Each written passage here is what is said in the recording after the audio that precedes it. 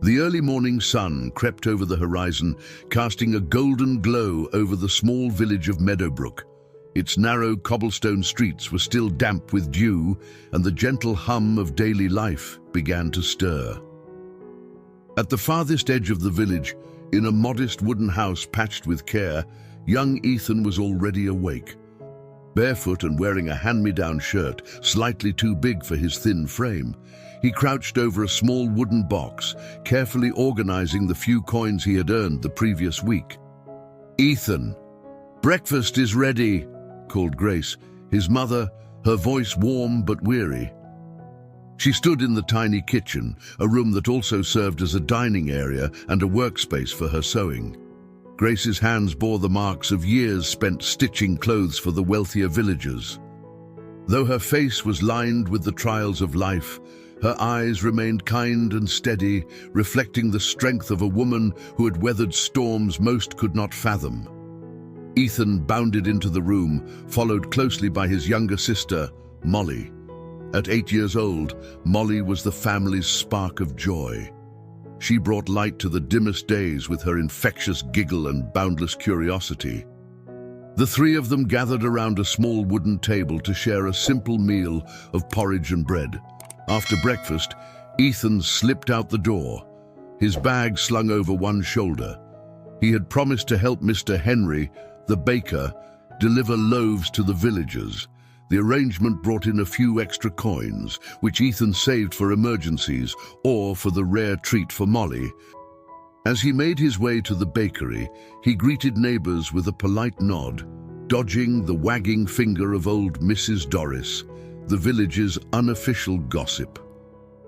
"Mark my words, that boy's too curious for his own good," Doris muttered to no one in particular.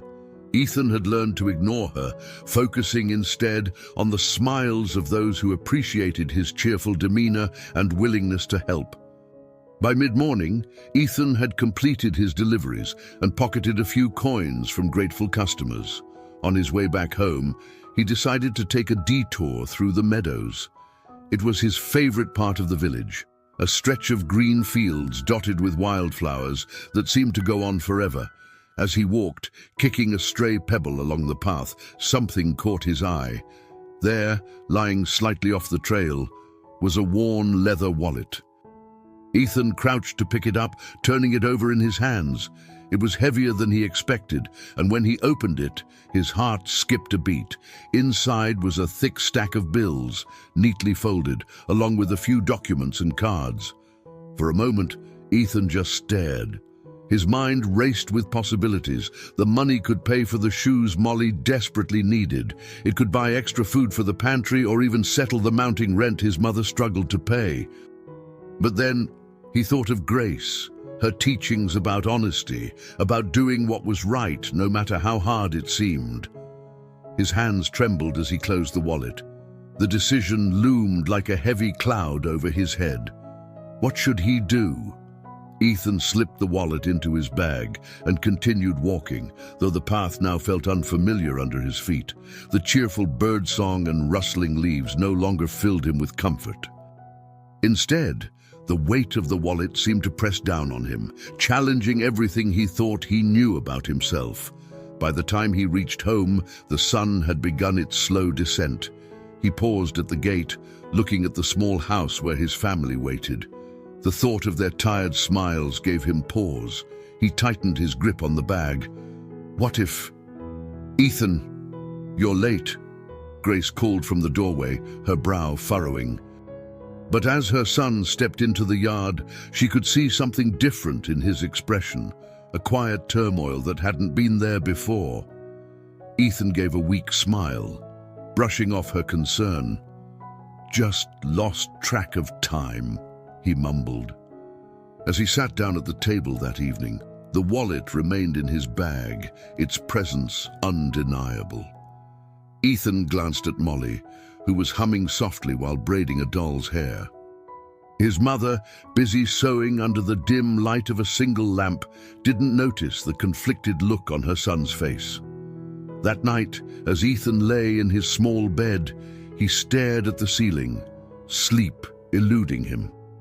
The wallet felt like a boulder in his mind, pulling him into deeper waters. He clung to his mother's voice in his memory. Doing the right thing isn't always easy, Ethan, but it's what makes us who we are. His decision would have to come soon, but for now, it lingered, heavy and unresolved. The morning sun filtered through the thin curtains of Ethan's small room, painting golden streaks across the faded walls. He sat on the edge of his bed, the worn leather wallet resting heavily in his hands. He hadn't slept much. Each time he closed his eyes, he saw Molly's laughter, his mother's tired hands, and the creased bills inside the wallet. "Ethan!" Grace's voice called from the kitchen. "Come help me with the laundry before you head out." Her tone was firm, but not unkind. She always made sure Ethan understood the value of responsibility, even in their modest home. Sliding the wallet into his bag once more, Ethan joined his mother in the yard, where a clothesline sagged under the weight of freshly washed linens. Molly was playing nearby, arranging wildflowers into a messy crown for her doll. Grace studied her son as he worked. "You seem quiet this morning," she said, handing him a damp sheet to hang. "Everything all right?" Ethan hesitated, his hands fumbling with the clothespins. "Yeah, just tired," he mumbled.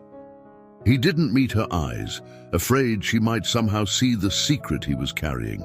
As soon as his chores were done, Ethan grabbed his bag and made his way toward the village square. Each step felt heavier than the last.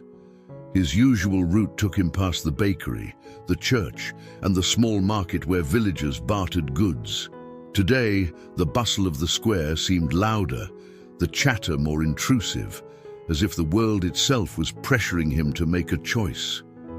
He paused by the fountain, its steady trickle a rare constant in his life. Reaching into his bag, he pulled out the wallet again, flipping through its contents. The crisp bills stared back at him, silent yet accusing. Among the money were cards bearing the name George Wellington, a name he'd only heard in passing. Mr. Wellington was rumored to be a wealthy businessman who owned the grand mansion on the hill, a place so removed from village life it might as well have been a castle in a storybook. Ethan's heart raced as he thought about climbing that hill, knocking on that imposing door, and facing whoever might answer. What would they say? Would they think he was lying? Would they even care? His thoughts were interrupted by the sound of footsteps. It was old Mrs. Doris clutching a basket of apples.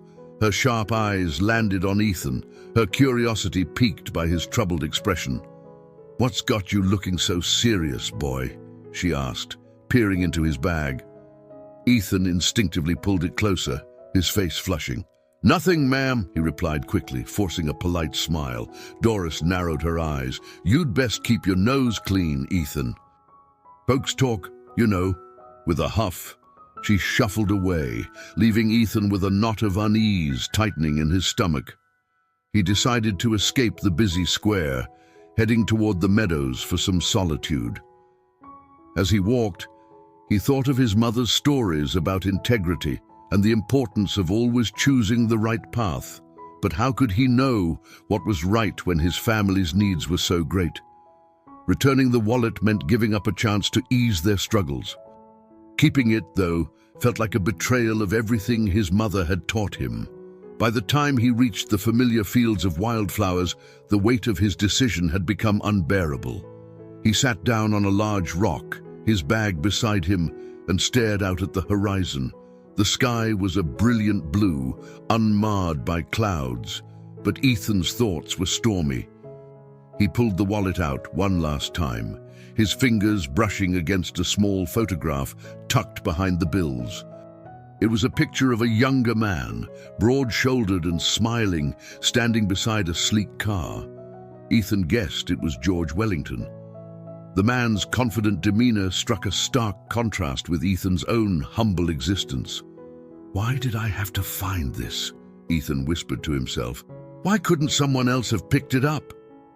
The sound of Molly's laughter echoed faintly in his mind, reminding him of the joy she brought to their small family. He thought of his mother, tirelessly sewing late into the night, her back bent, her hands raw. This money could change everything. But then he heard her voice again, the lesson she had repeated so many times. The world tests us in ways we don't always understand. What matters is how we answer. Ethan sighed deeply, slipping the wallet back into his bag. The decision was far from made, but for now, he knew he couldn't act in haste. He needed more time, and perhaps even courage, to do what he felt was right. As he walked home, the wallet pressed against his side like a silent reminder of the path he still had to choose. The next morning, Ethan rose with a resolve he hadn't felt the day before.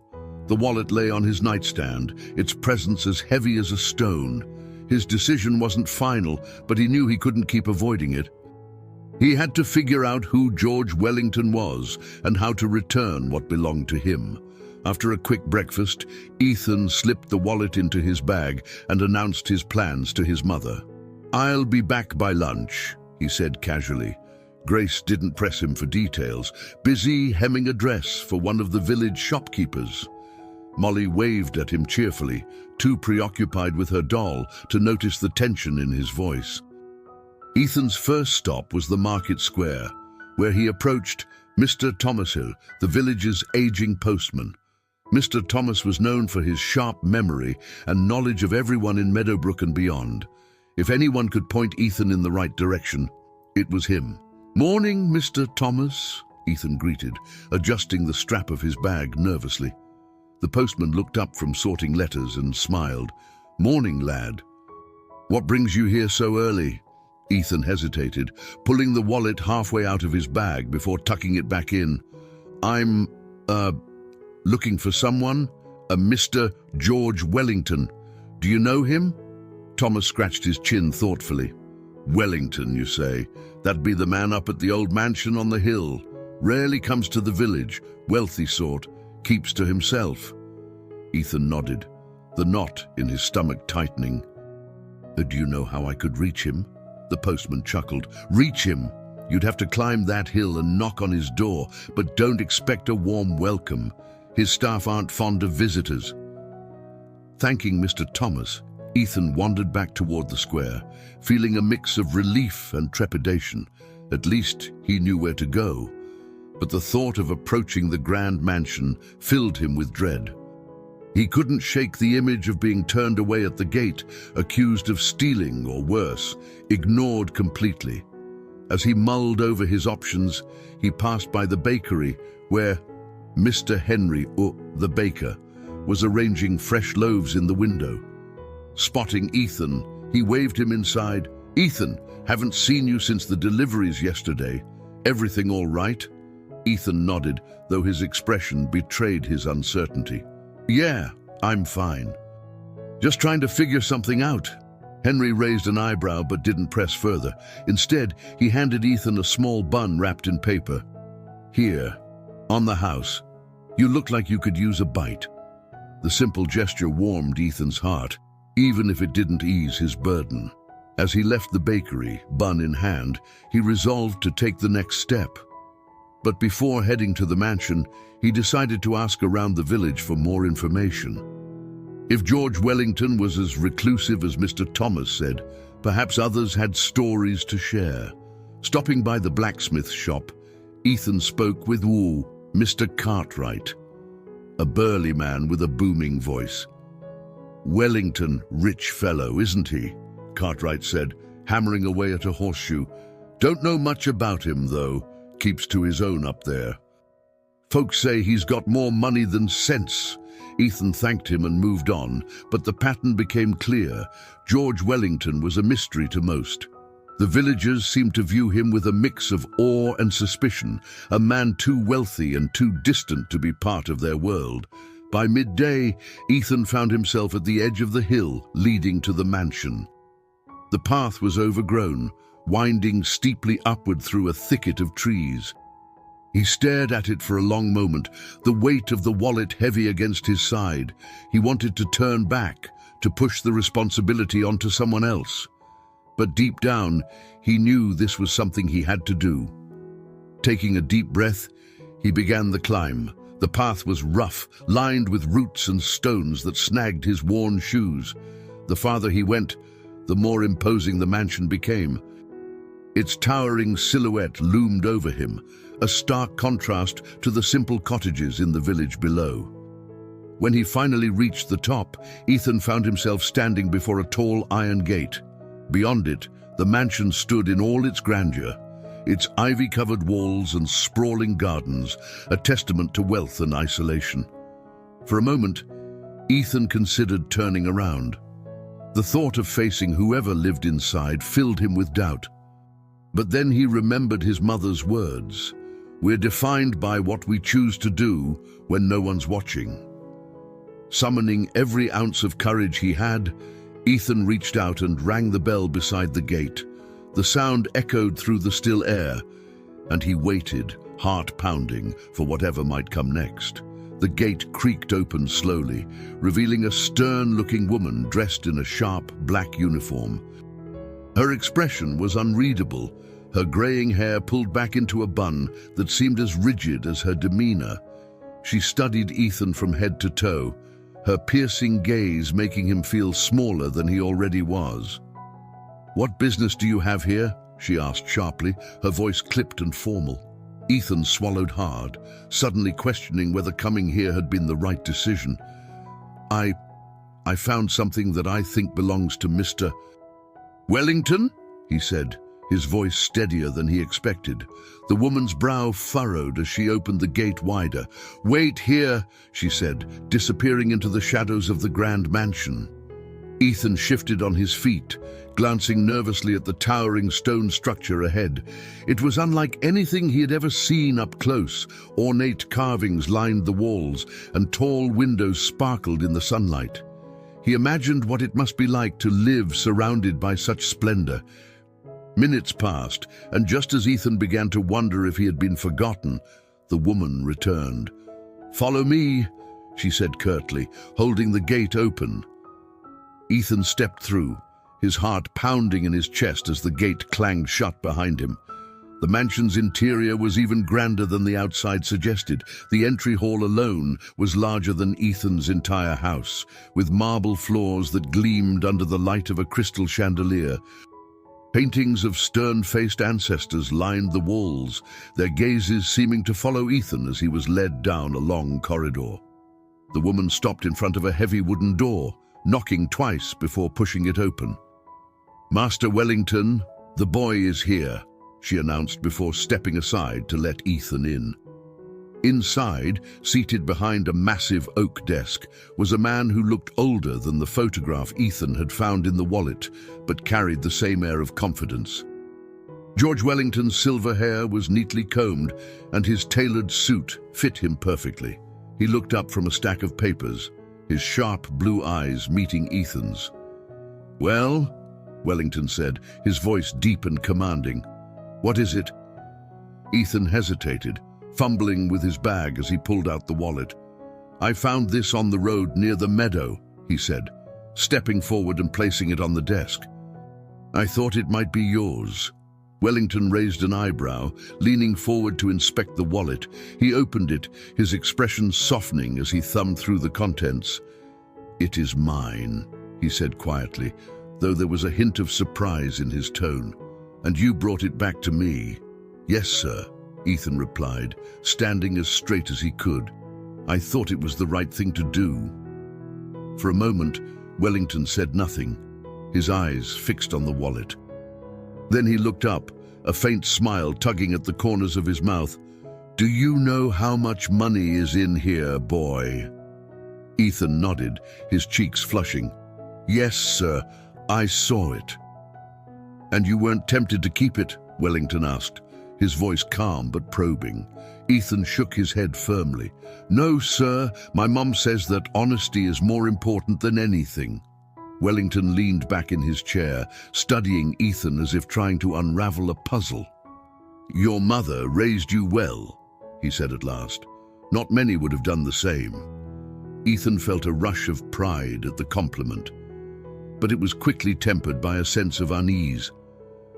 There was something about Wellington's expression, a mixture of gratitude and something deeper, more wistful, that made Ethan wonder what the man was thinking. "Marjorie," Wellington called, and the woman who had brought Ethan in appeared almost instantly. "Prepare something for the boy to take home. It's the least I can do." Ethan opened his mouth to protest, but Wellington raised a hand to stop him. "You've done me a great service, and I insist on showing my gratitude. Now, tell me your name." "Ethan, sir. Ethan Miller." Wellington repeated the name softly, as though it meant something to him. "Well, Ethan Miller, I hope you know that your honesty is rare." "It's refreshing." Marjorie returned moments later with a small parcel wrapped in fine paper. Ethan accepted it reluctantly, thanking Wellington as he prepared to leave, but just as he reached the door, the millionaire spoke again. "Ethan," he said, his voice softer now, "if you ever need anything at all, don't hesitate to come back." Ethan nodded, though he wasn't sure what to make of the offer. As he stepped out into the sunlight, the weight on his shoulders began to lift, replaced by a strange mix of relief and curiosity. For now, his task was done. But he couldn't shake the feeling that this encounter was only the beginning. The walk back to the village felt longer than usual.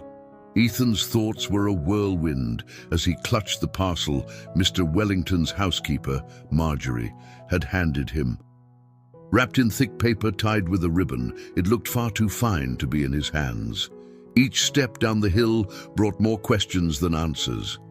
Why had the wealthy man been so insistent on expressing his gratitude? And why had he said Ethan could come to him for anything?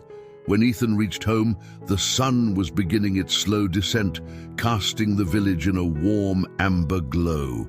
Grace was outside, sewing by the light, while Molly chased a butterfly near the fence. The sight of them filled Ethan with relief, grounding him after the strangeness of the day. "Ethan, you're late," Grace called, her voice tinged with both concern and curiosity. Her sharp eyes immediately fell on the parcel in his hands. "What's that?" "It's from—" Ethan hesitated, unsure of how much to share. "I returned something to someone. They wanted to thank me." Grace put down her sewing, her brow furrowing. "Who? And what did you return?" Ethan sighed, sitting beside her on the wooden bench. He recounted the entire story, from finding the wallet to his trek up to the mansion on the hill. He described George Wellington in careful detail, the imposing figure, the grand house, and his curious offer of help. When he finished, Grace sat silently, her expression unreadable. Finally, she spoke. "You did the right thing, Ethan.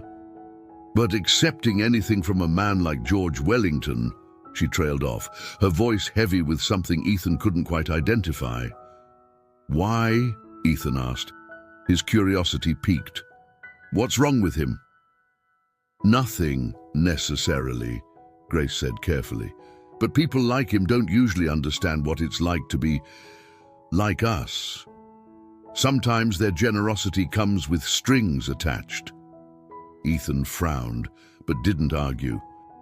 Instead, he set the parcel on the bench and untied the ribbon. Inside were a small loaf of fine bread, a jar of honey, and a crisp envelope with Ethan's name on it.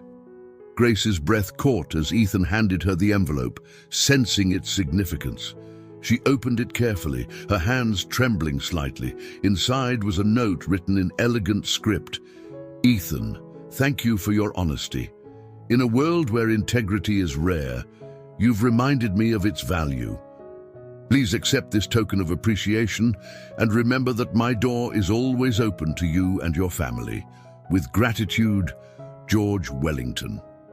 Grace stared at the note for a long time, her expression shifting between surprise and unease. She folded it neatly and placed it back in the envelope. "Well," she said finally, her tone neutral, "it's a kind gesture."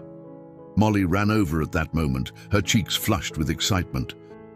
"What's in the basket?" she asked, peering over Ethan's shoulder.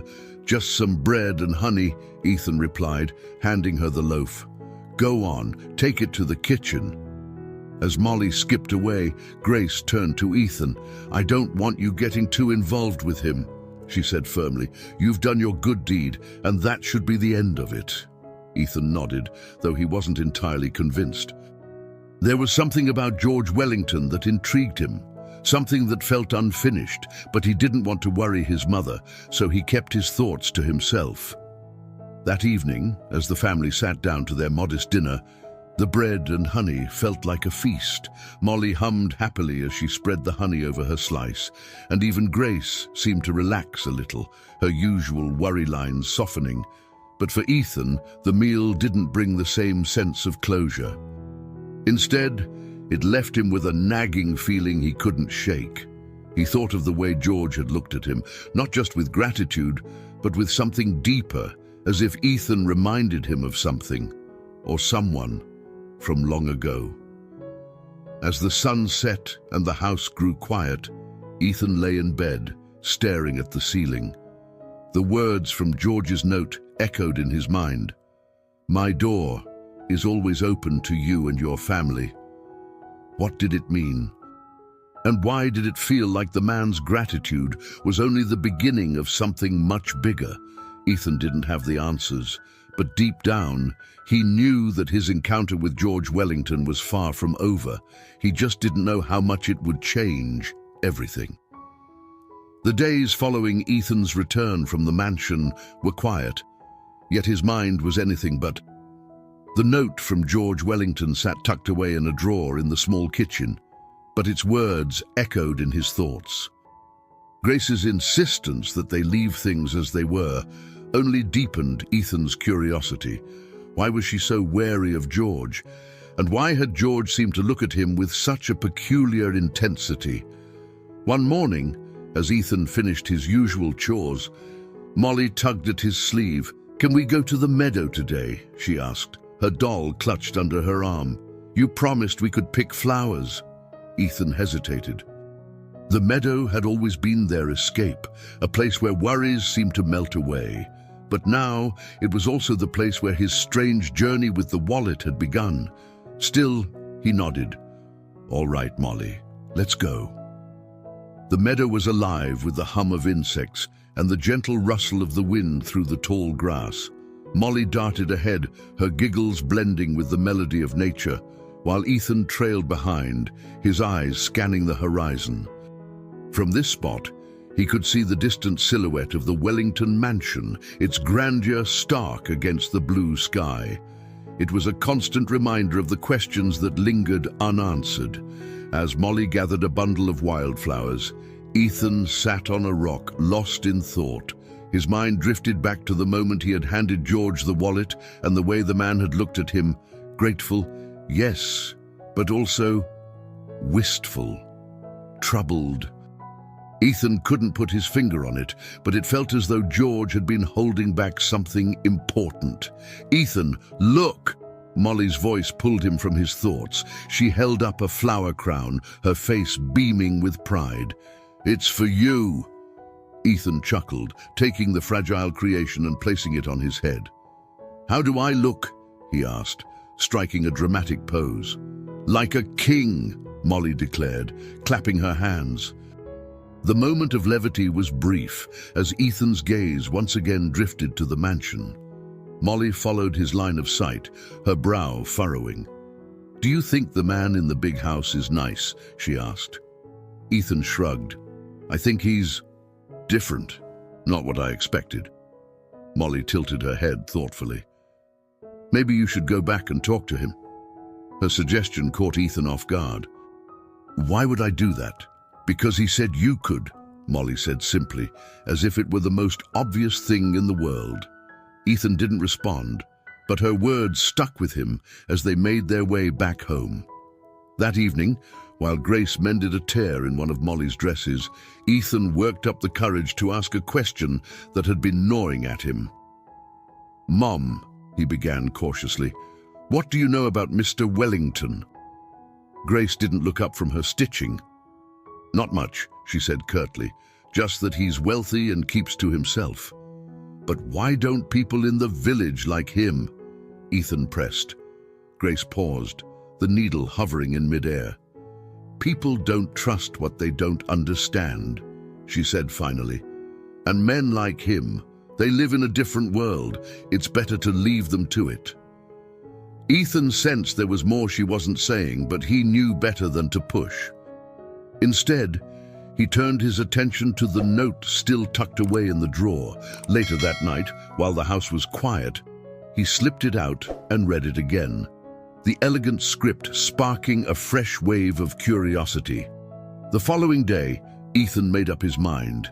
He would visit George Wellington again, not out of defiance toward his mother, but because the unanswered questions were becoming too much to bear. He had no clear plan, only the hope that George might provide some clarity. As he made his way back up the hill, the air seemed heavier, charged with a sense of anticipation. The path was just as overgrown as before, but this time, Ethan didn't hesitate. When he reached the gate, he rang the bell firmly, his heart pounding in his chest. It wasn't Marjorie who answered this time, but a young man in a gardener's uniform. His dark hair was tousled and his hands were caked with dirt. He looked at Ethan with a mix of curiosity and suspicion. "What do you want?" "I'm here to see Mr. Wellington," Ethan said, trying to sound confident. The gardener raised an eyebrow. "And who are you?" "Ethan Miller. I brought back his wallet the other day." The man's expression softened slightly. "Oh, you're that boy." He opened the gate just enough for Ethan to slip through. "Come on, then. I'll let him know you're here." As Ethan followed the gardener toward the mansion, his nerves began to settle. Whatever answers George Wellington held, Ethan was ready to find them. Ethan walked through the manicured garden paths, following the young gardener who had introduced himself as Daniel. The air was heavy with the scent of roses and freshly cut grass, a stark contrast to the untamed fields of Meadowbrook. Daniel's casual stride belied the grandeur of the estate. To him, this was merely a workplace, but for Ethan, it was a world apart. "You've got guts, kid," Daniel said over his shoulder, breaking the silence. "Most people don't bother coming back after meeting someone like Mr. Wellington." Ethan hesitated. "Why's that?" Daniel smirked. "Let's just say he's not exactly known for his warmth." The words didn't ease Ethan's nerves, but he kept walking, his eyes darting to the towering mansion ahead. As they approached the main entrance, Daniel turned to him. "Wait here. I'll let him know you're here." Ethan nodded, his stomach twisting into knots. Daniel disappeared inside, leaving him standing on the wide stone steps. The weight of the moment pressed down on him. He hadn't told his mother he was coming here, and the thought of her disapproval gnawed at the edges of his resolve. But the questions swirling in his mind demanded answers. Minutes passed before the massive oak door creaked open. This time, it was George Wellington himself who stood on the threshold. Dressed in a tailored grey suit, he seemed less imposing than before, though his sharp blue eyes remained as piercing as ever. "Ethan," George said, a note of surprise in his voice. "I wasn't expecting to see you again so soon." Ethan swallowed his nerves and stepped forward. I wanted to thank you for the gift. And the note," he added, his voice steady despite the lump in his throat. George studied him for a moment before stepping aside. "Come in." Ethan hesitated briefly, then crossed the threshold. The grand foyer was as awe-inspiring as he remembered, with its gleaming marble floors and glittering chandelier. George led him down a different corridor this time, one lined with bookshelves that reached the ceiling. They entered a cozy study, its walls lined with leather-bound volumes. A fire crackled in the hearth, casting warm light across the room. George gestured for Ethan to sit in one of the plush chairs near the fireplace. "I appreciate your gratitude," George began, settling into a chair opposite Ethan. "But something tells me that's not the only reason you've come." Ethan shifted uncomfortably, feeling the full weight of George's gaze. "It's just, I've been thinking a lot since I came here, he admitted. About you, and the wallet, and what you said in your note. George raised an eyebrow. Go on. Ethan hesitated, unsure how to phrase his thoughts. You said your door is always open to me and my family. But why? You don't even know us. For a moment, George's expression softened, a flicker of something almost vulnerable passing through his eyes. He leaned back in his chair, steepling his fingers as he considered his response. You remind me of someone I knew a long time ago, George said finally, his voice quieter than before. Someone who made a choice similar to yours, a choice that changed everything. Ethan frowned, confused. Who? George shook his head. That's a story for another time. What matters now is that you've shown me something I thought I'd lost sight of. Honesty, integrity, courage. Those qualities are rare, Ethan. They deserve to be nurtured. Ethan's cheeks flushed at the praise, but his curiosity only deepened. But why my family? Why would you want to help us? George's eyes darkened slightly, as if weighed down by a secret. Because I believe in paying debts, he said cryptically, and because sometimes doing what's right means helping others find their way. Before Ethan could press further, Daniel appeared at the doorway. Sorry to interrupt, sir, but Marjorie needs a word. George sighed, rising from his chair. Duty calls, he said, a faint smile tugging at his lips. Wait here, Ethan. I'll be back shortly. As George left the room, Ethan sat back in the chair, his mind racing. He felt as though he were on the edge of understanding something important, but the pieces of the puzzle still didn't fit together. While waiting, Ethan's eyes wandered to the shelves of books. One title caught his attention, The Wellington Legacy. He pulled it down and flipped through the pages, discovering a history of the Wellington family. The book was filled with photographs, some faded with age. One image in particular made him pause. A younger George, standing beside a woman with a striking resemblance to Grace. Ethan's heart skipped a beat. What did this mean? And why hadn't his mother ever mentioned any connection to the Wellingtons? As the door creaked open again, Ethan quickly closed the book and set it back on the shelf. George re-entered, his expression unreadable.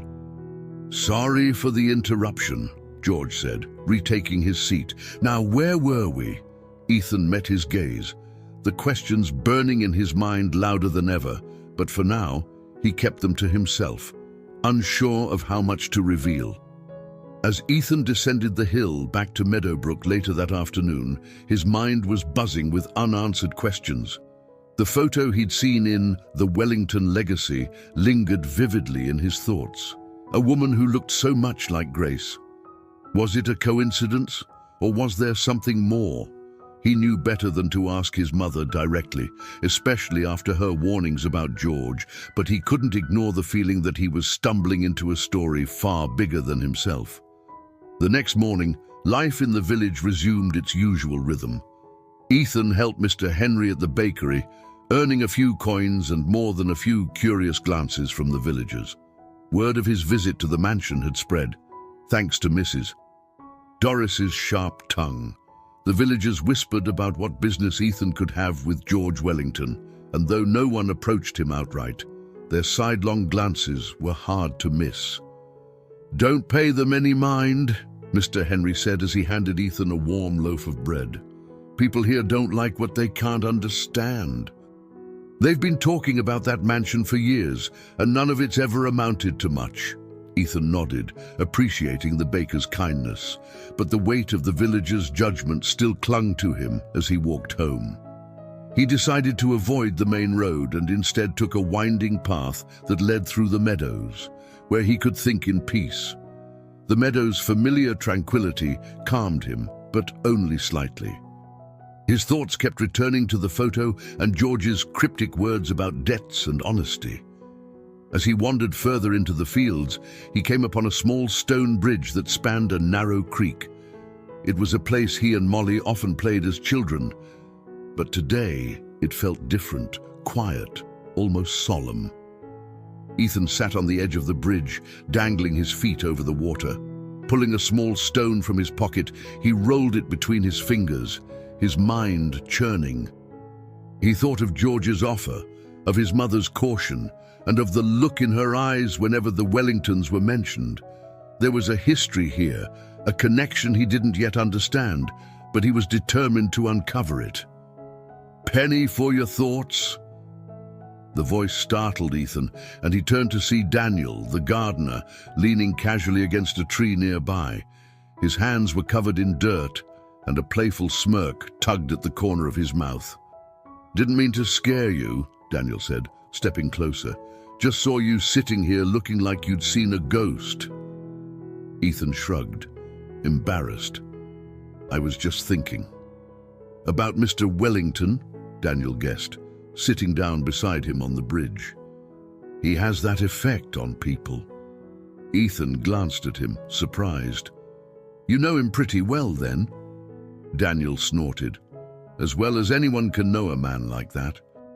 He keeps his cards close to his chest, even with the people who work for him.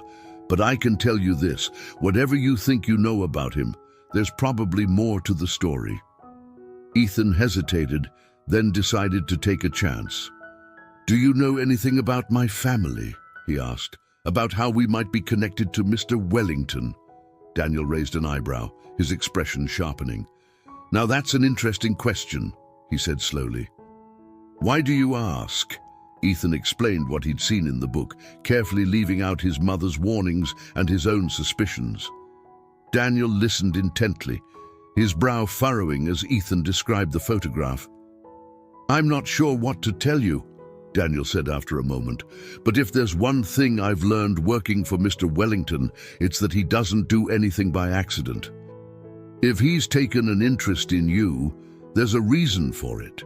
Ethan nodded, though Daniel's words didn't exactly comfort him. "Do you think I should ask him about the photo?" Daniel considered this for a moment.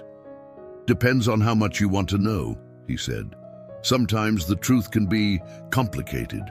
Ethan sighed, his frustration bubbling to the surface. "I just want answers. Everyone keeps acting like there's some big secret, but no one will tell me what it is." Daniel clapped him on the shoulder, a gesture somewhere between encouragement and caution. "Then I guess it's up to you to find out," he said, standing. "But be careful, kid. Curiosity's a double-edged sword." As Daniel walked away, Ethan remained on the bridge, staring into the rippling water below. The gardener's words echoed in his mind, mingling with his own doubts and fears. He knew he couldn't ignore the questions any longer, but the idea of confronting George, or worse, his mother, filled him with unease. When he finally rose to leave, the sun was dipping low on the horizon, casting long shadows across the meadow. The path ahead felt uncertain, but Ethan's resolve was growing stronger. Whatever the truth was, he was determined to find it, even if it meant stepping further into the unknown. The next morning, Ethan woke early, a restlessness in his chest propelling him out of bed before the sun had fully risen. He couldn't shake the feeling that every step he took brought him closer to something monumental, though the destination remained shrouded in mystery. As Grace bustled around the kitchen preparing breakfast, Ethan avoided her eyes, sensing the unease she still carried about George Wellington and their recent connection. After finishing his chores, Ethan set off once again toward the hill, this time with a clearer purpose. The villagers' whispers were background noise now. His focus was fixed on understanding the threads tying his family to the Wellingtons. As he climbed the familiar path to the mansion, the sprawling estate loomed larger than ever, its windows glinting like watchful eyes in the morning light. At the gate, Daniel was waiting, leaning casually against the iron bars with a bemused expression. "Back so soon," he called out, unlocking the gate with a practiced ease. "You're either brave or crazy, kid." "Maybe both," Ethan replied, managing a small smile as he stepped through. Daniel led him around the side of the mansion this time, through a maze of neatly trimmed hedges and flower beds that seemed almost too perfect to be real. The garden stretched far beyond what Ethan had imagined, with fountains, statues, and even a small greenhouse tucked into a corner. It was a world unlike anything he'd known, both beautiful and intimidating. "Wait here," Daniel instructed, gesturing toward a stone bench beneath a towering oak tree. "I'll let him know you're here." Ethan sat down, taking in his surroundings. The air was cool and fragrant, filled with the hum of bees and the distant chirping of birds. For a moment, he allowed himself to relax, letting the tranquility of the garden wash over him. But his calm was short-lived, interrupted by the sound of footsteps approaching. George Wellington appeared, his presence as commanding as ever despite his casual attire. He carried a cane this time, though he didn't seem to rely on it much. "Ethan," he greeted, his tone less formal than before. "I wasn't expecting you." Ethan stood, shifting his weight awkwardly.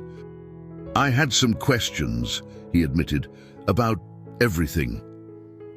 George studied him for a moment before nodding. "Let's walk," he said, gesturing for Ethan to follow. They strolled through the garden, the crunch of gravel underfoot, the only sound for a while.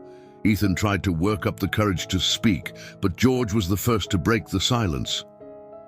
"You remind me of someone," he said, his voice thoughtful. "Someone who used to walk these gardens with me many years ago." Ethan's curiosity flared. "Who?" George's expression darkened slightly. "A woman who was very important to me," he said. "But that's a story for another time." Ethan frowned, frustration bubbling beneath his surface. "Why does everyone keep saying that?" he blurted out. "Why can't anyone just tell me the truth?" George stopped walking and turned to face him, his piercing blue eyes meeting Ethan's. "Because the truth isn't always simple," he said, "and sometimes it comes with consequences you're not ready for." Ethan held his gaze, refusing to back down. "I think I'm ready." For a moment, George looked as though he might argue, but then he sighed, his shoulders sagging slightly. "Perhaps you are," he said, "but there are others involved, people who might not feel the same." "Do you mean my mum?" Ethan asked, the words slipping out before he could stop them. George's expression didn't change, but Ethan thought he saw a flicker of something, recognition maybe, in his eyes. "Grace is a strong woman," George said carefully. "She's protected you and your sister through more than you know. If she's hesitant, it's because she has her reasons." Ethan's frustration grew, but he forced himself to stay calm. "If you care about her, about us, then why won't you just tell me what's going on?" George didn't answer immediately. Instead, he gestured toward a small stone gazebo at the edge of the garden. "Come with me," he said.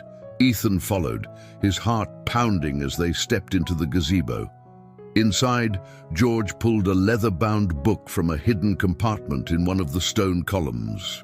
He held it out to Ethan, his expression solemn. "This might help you understand," George said, "but be careful. What you learn might change the way you see everything and everyone." Ethan hesitated, the weight of the moment pressing down on him. Finally, he took the book, its cover cool and smooth beneath his fingertips. "Thank you," he said quietly, though he wasn't sure whether to feel grateful or afraid. George nodded. "Take your time with it, and if you have more questions, you know where to find me." Ethan left the mansion feeling both empowered and overwhelmed.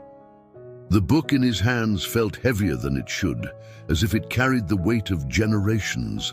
As he made his way back to the village, he wondered if he was truly ready to uncover the secrets it held, or if he was about to open a door that couldn't be closed. Ethan spent the evening locked in his small room, the book George had given him resting on his lap like a fragile treasure. The leather cover was worn but well kept, the corners rounded from years of handling. Its title, Memoirs of the Wellington Line, was embossed in gold lettering, hinting at a story both personal and grand. He ran his fingers over the letters, the weight of George's words echoing in his mind. What you learn might change the way you see everything and everyone. He opened the book cautiously, its pages exuding a faint, musty smell. The early chapters chronicled the Wellington family's rise to wealth, detailing the investments and business ventures that had built their empire. But as Ethan flipped through the pages, the dry history gave way to more personal accounts, marriages, births, and eventually, secrets. It wasn't until halfway through the book that Ethan stumbled upon something that made his heart race. A photograph slipped between the pages showed a much younger George standing beside a woman whose features bore a striking resemblance to Grace. Beneath the photo, a handwritten note read, G. Wellington and E. Hayes, 1984. Hayes, Ethan whispered, his pulse quickening, his mother's maiden name. Was this the connection he'd been searching for? The door creaked open, and Molly peeked in, her doll tucked under one arm. "What are you doing?" she asked, her voice full of curiosity. Ethan hesitated, then motioned for her to come in. "Close the door," he whispered. Molly climbed onto the bed beside him, her wide eyes scanning the book. "What's that?"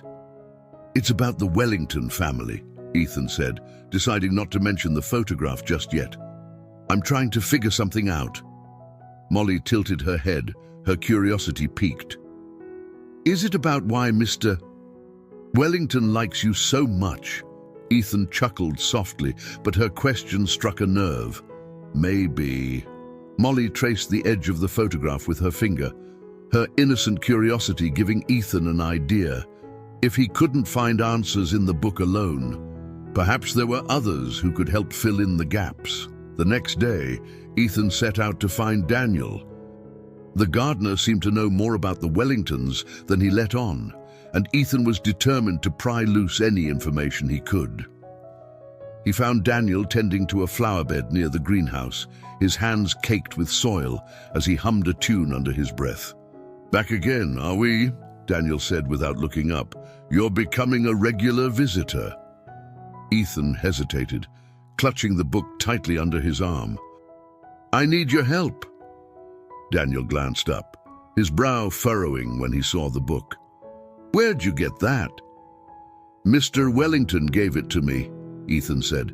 "I think it has something to do with my family, but I don't understand everything." Daniel wiped his hands on a cloth and stood, his expression shifting from curiosity to concern. "Let me guess, you found something in there that's making you ask questions." Ethan nodded, opening the book to the photograph. "This woman, she looks like my mom.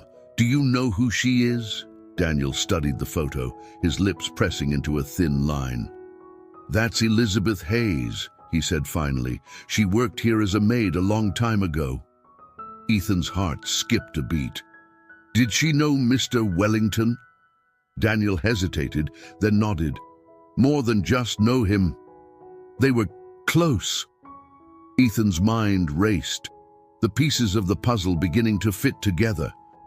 But before he could ask more, Daniel put a hand on his shoulder. "Listen, kid, if you're digging into this, you need to be careful. Not everyone's going to be happy about you stirring up the past." "What do you mean?" Ethan asked, his voice edged with worry. Daniel glanced around as if making sure they weren't being overheard. "There are things about this family that people don't talk about, things that could hurt people if they came out." Ethan tightened his grip on the book, his determination solidifying. "I need to know the truth." Daniel sighed, a mix of resignation and admiration flickering in his eyes. "Then you'd better find Marjorie. She's been here longer than anyone. If anyone knows the whole story, it's her." That evening, Ethan made his way to the mansion once again. Marjorie greeted him at the door, her usual stern demeanor softening slightly when she saw him. "Back already?" she asked, raising an eyebrow. "I need to talk to you," Ethan said, his voice steady. "It's about the Wellingtons. And my family. Marjorie's sharp eyes narrowed, but she stepped aside to let him in. "Follow me," she said briskly. She led him to the kitchen, a warm and bustling space that contrasted sharply with the cold grandeur of the rest of the mansion. As she set a kettle on the stove, Ethan placed the book on the table, opening it to the photograph. "Who is she?" he asked, his voice quiet but firm. Marjorie stared at the photograph for a long moment, her expression unreadable. When she finally spoke, her voice was laced with both sadness and caution. "Elizabeth Hayes was a kind soul," she said. "She worked here for years, and everyone loved her. But her story with Mr. Wellington, it didn't end the way it should have." "What happened?" Ethan pressed, leaning forward. Marjorie hesitated, then looked him square in the eye. "That's not my story to tell, boy, but if you're looking for answers, you're on the right path." Ethan nodded, his resolve only strengthening. He was getting closer to the truth. He could feel it, but the closer he got, the more he realized how much there was still to uncover. The mansion loomed in the fading light as Ethan left the kitchen, Marjorie's words echoing in his mind. Her story with Mr. Wellington, it didn't end the way it should have. What did she mean by that? Every step deeper into the Wellingtons' world seemed to uncover more questions than answers. As he walked down the corridor toward the main hall, the sound of raised voices stopped him in his tracks. He crept closer, pressing himself against the cool marble wall to avoid detection. The voices grew clearer, their tones tense and sharp. "I told you this would happen," Marjorie's unmistakable voice snapped. "The boy's curiosity will only bring more trouble." "And what would you have me do?" George Wellington's deep baritone replied. "Turn him away. Pretend he doesn't exist." Marjorie's voice softened but remained firm. "He deserves the truth, but on your terms. You've let this fester too long, George. The longer you wait, the worse it will be." Ethan's heart pounded as he leaned closer. Were they talking about him? What truth was George hiding, and why did it matter so much? Before he could process what he was hearing, a hand clamped down on his shoulder. Ethan spun around to find Daniel standing behind him, his expression a mix of annoyance and concern. "Eavesdropping, huh?" Daniel whispered. "Not the best way to get answers." Ethan's cheeks flushed, but he stood his ground. "I need to know what they're talking about." Daniel sighed, glancing toward the doorway where the voices continued. "Come on," he said, tugging Ethan away. "You're not going to get anything out of them like this."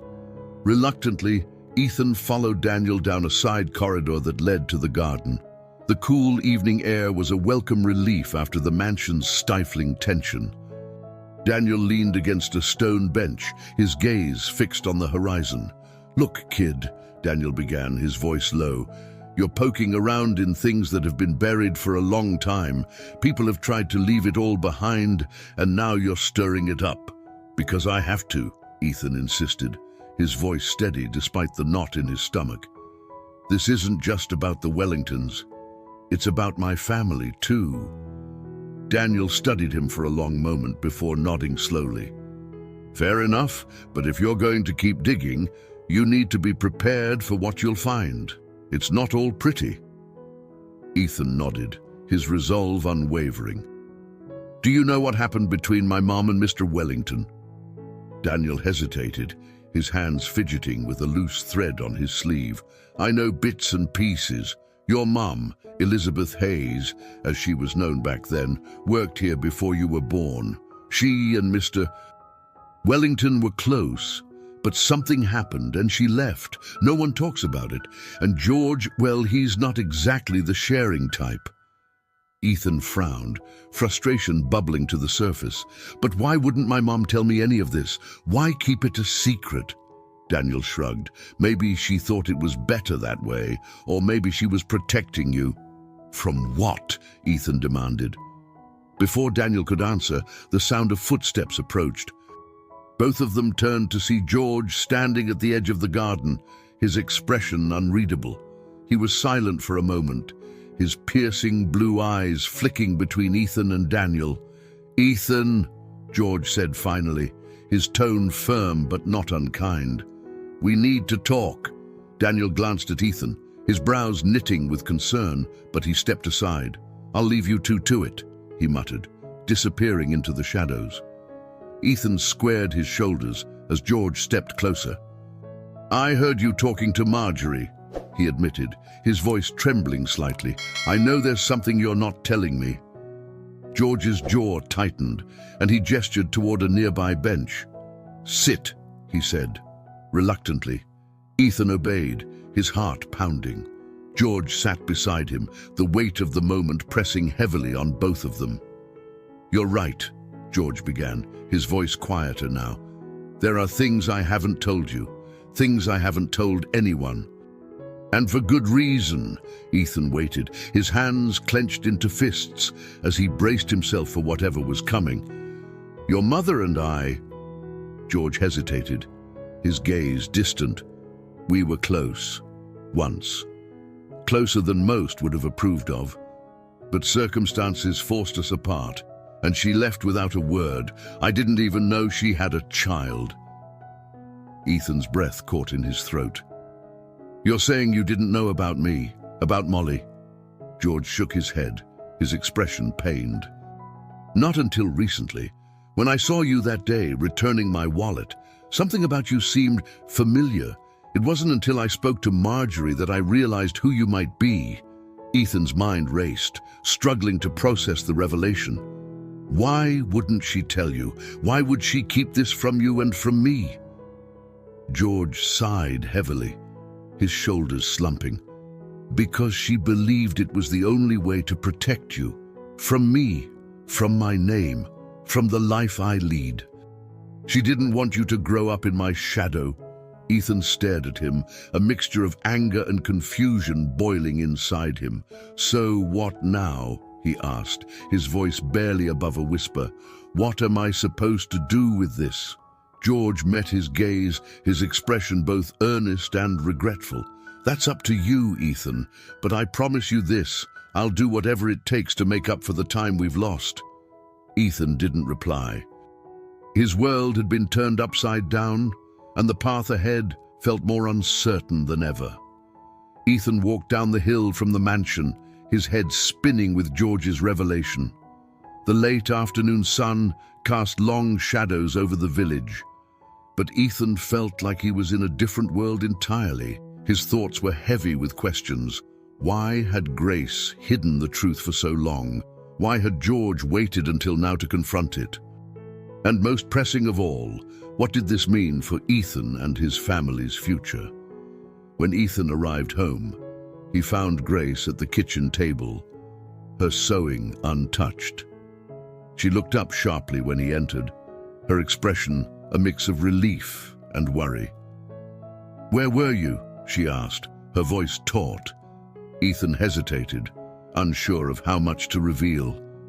"I was at the Wellingtons again," he admitted, watching her face carefully.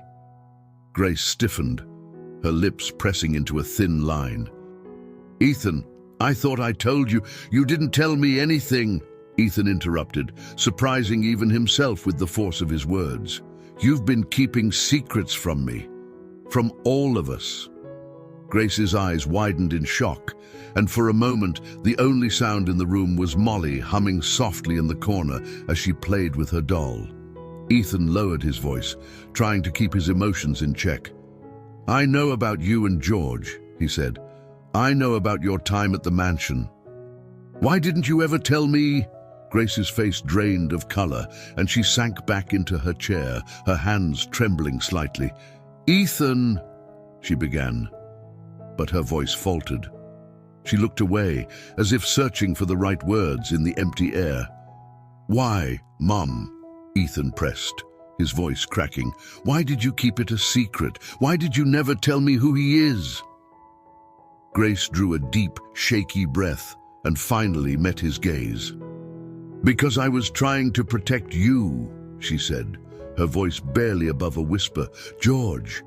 His world isn't like ours. It's full of expectations, obligations, and people who would see you as nothing more than an extension of his name. I didn't want that for you." Ethan shook his head, anger and confusion swirling in his chest. "But he's my—" He stopped, the word catching in his throat. "He's my family." Grace's eyes filled with tears. "I know," she said, her voice breaking, "and I thought I was doing the right thing by keeping you away from him, but maybe I was wrong." The room fell silent, the weight of her admission hanging heavy in the air. Molly, sensing the tension, looked up from her play. "What's wrong?" she asked innocently. Grace forced a smile, wiping her eyes quickly. "Nothing, sweetheart," she said. "Go on and finish your game." Molly hesitated, then returned to her doll, her humming quieter now. Grace turned back to Ethan, her expression somber. "You have every right to be angry," she said, "but please understand, I did what I thought was best for you and Molly." Ethan wanted to argue, to demand more answers, but the pain in his mother's voice stopped him. He sat down across from her, his anger softening into a weary confusion. "So what happens now?"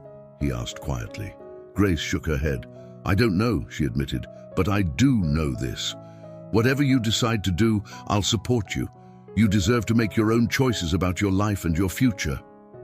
Ethan nodded, though his thoughts were far from settled. The truth was a heavy burden, and he wasn't sure how to carry it, or where it would lead him. Later that evening, Ethan lay awake in bed, the events of the day replaying in his mind. He thought of George's regretful expression, of Grace's tearful confession, and of the way the pieces of the puzzle were beginning to fit together. But there was still so much he didn't know, so much he needed to understand. The next morning, Ethan set out for the mansion again, this time with a clearer purpose. If he was going to navigate this new reality, he needed answers, not just from George, but from Marjorie and even Daniel. Each of them held a part of the story, and Ethan was determined to piece it together. When he arrived at the gate, Daniel greeted him with a knowing smirk. "Back already?" he asked, unlocking the gate. "You're persistent, I'll give you that." Ethan didn't bother with small talk. "I need to see Marjorie," he said. "She knows more than she's telling." Daniel raised an eyebrow but didn't argue. "She's in the kitchen," he said, stepping aside. "Good luck." Ethan found Marjorie chopping vegetables at the long wooden counter, her movements precise and efficient.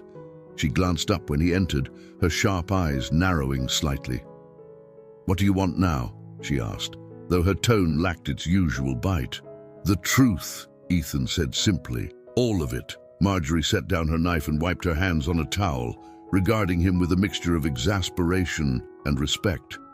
"You're a stubborn one, I'll give you that," she said. "But if you want the truth, you'd better be ready for it." Ethan met her gaze, his resolve unwavering. "I am." Marjorie sighed, leaning against the counter. "All right then," she said. "But once I tell you, there's no going back." Ethan nodded, bracing himself. Whatever came next, he knew it would change everything. Marjorie studied Ethan for a long moment, her sharp eyes seeming to weigh his resolve. Finally, she gestured to a chair at the large wooden kitchen table. "Sit," she said simply. Ethan obeyed, his heart pounding. He watched as she poured 2 cups of tea, her movements deliberate, almost ritualistic. She placed one in front of him before settling into the chair across the table. For a moment, she said nothing, staring into the amber liquid as if the story were etched there. "This is a story I've kept to myself for a long time," she began, her voice quieter than usual. "Not because I wanted to, but because I had to, for your mother's sake and yours." Ethan leaned forward, his hands gripping the edge of the table. "What happened?" Marjorie sighed deeply, as if exhaling the weight of decades. "Your mother, Elizabeth Hayes, came here when she was just a young woman, not much older than you are now. She was bright, kind, hard-working. Everyone in the household admired her, but it was clear from the start that Mr. Wellington admired her most of all. Ethan's pulse quickened as Marjorie continued. At first, it was innocent. She would bring him his tea and they'd talk. She had a way of making even the most stoic people feel at ease, and George was no exception. Over time, their connection deepened. It wasn't just admiration. It was love. But it was a love they couldn't have. Why not? Ethan asked, though he already suspected the answer. Because George was a Wellington, Marjorie said, her tone bitter. And in those days, the Wellingtons didn't marry maids. It didn't matter how much they cared for each other. The family would never have allowed it. Ethan's chest tightened, so they just ended it. Marjorie shook her head. Not exactly. They tried to keep their relationship a secret, but in a house like this, secrets don't stay hidden for long. When the family found out, they gave George an ultimatum: end it or lose everything. And your mother, well, she made the choice for him. Ethan frowned. What do you mean? She left, Marjorie said simply. One day, she packed her things and disappeared.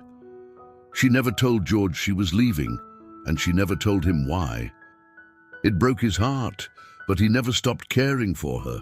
Ethan sat back in his chair, his mind reeling.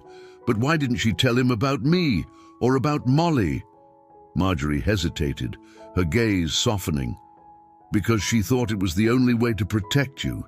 She didn't want you growing up in a world where people judged you for who your father was, or wasn't. She thought she was doing the right thing. Ethan's thoughts raced, anger and confusion swirling together. He couldn't decide who he was angrier with, his mother for keeping the truth from him, or George for not fighting harder to be a part of their lives. Does he know everything now? Ethan asked, his voice barely above a whisper. Marjorie nodded. He does. And believe me, he's carrying the weight of it. He blames himself for everything, for losing your mother, for not being there for you. He's trying to make amends, but it's not an easy road. Ethan stared at the tea in front of him, his reflection rippling in the cup. Why are you telling me this now? Because you deserve to know, Marjorie said firmly. And because I think you're strong enough to handle it. Your mother tried to protect you by keeping the truth hidden, but sometimes the only way to move forward is to face the past. Ethan nodded slowly, his resolve hardening. What should I do? Marjorie gave him a sad smile. That's up to you, Ethan. But whatever you decide, do it with an open heart. Anger and resentment will only hold you back. Ethan left the kitchen feeling both enlightened and burdened. The truth was heavier than he'd imagined, but it also brought clarity. His mother had acted out of love, even if her choices had caused pain. George's regret was genuine, but it couldn't erase the years they'd lost. As Ethan stepped into the garden, he spotted Daniel trimming a hedge nearby. The gardener looked up and raised an eyebrow. You look like you've seen a ghost, he said. I think I just heard one, Ethan replied, his voice hollow. Daniel set down his shears and walked over, concern etched on his face. Marjorie told you, didn't she? Ethan nodded, swallowing the lump in his throat. About my mom and Mr. Wellington. About everything. Daniel sighed, resting a hand on Ethan's shoulder. It's a lot to take in. You okay? Ethan shrugged, unsure of how to answer. I don't know. I guess I'm just trying to figure out what to do next. Daniel gave him a thoughtful look. Whatever you do, don't let the past define you. Learn from it, but don't let it control you. Ethan nodded, grateful for the advice. As he made his way back to the village, he felt a new sense of purpose. The truth had been hidden for too long, but now that it was out, it was time to decide what to do with it. The truth weighed heavily on Ethan, as he made his way back to the village. The cool evening air did little to calm his racing thoughts, and by the time he reached the familiar sight of their modest house, his resolve had hardened. He needed to confront Grace again, not with anger, but with a demand for honesty. There was no moving forward without it. Inside, the house was quiet except for the rhythmic clicking of Grace's sewing machine.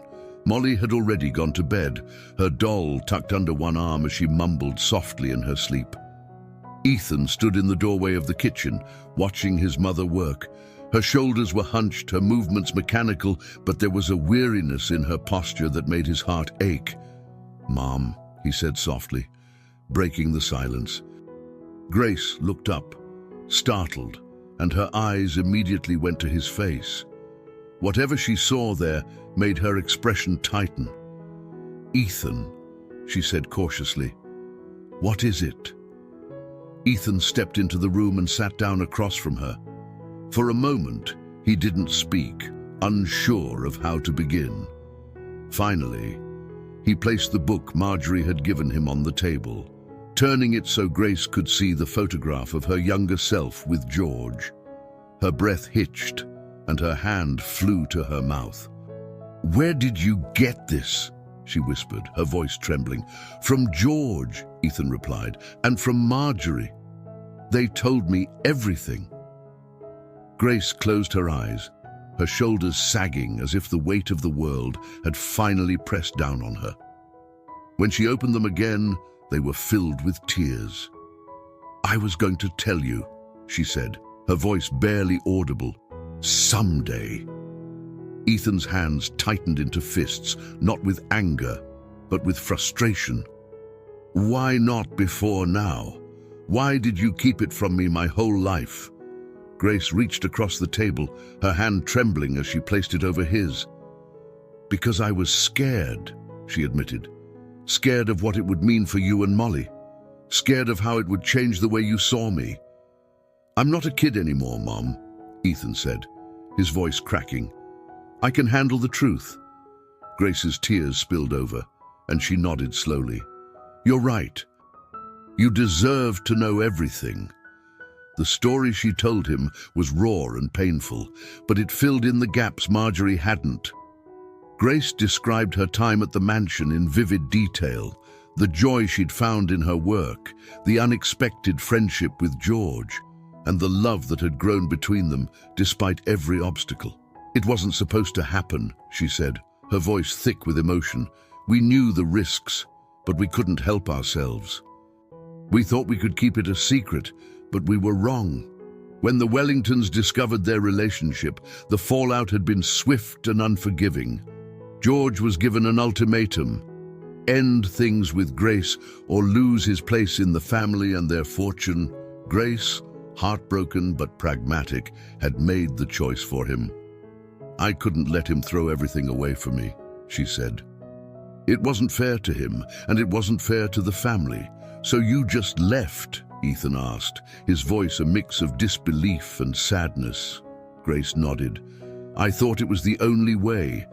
But then, a few months later, I found out I was pregnant with you." Ethan sat back, the enormity of her sacrifice washing over him. "Why didn't you tell him?" he asked, his voice breaking. "Why didn't you let him be a part of our lives?" Grace's gaze dropped to her lap, her hands twisting together.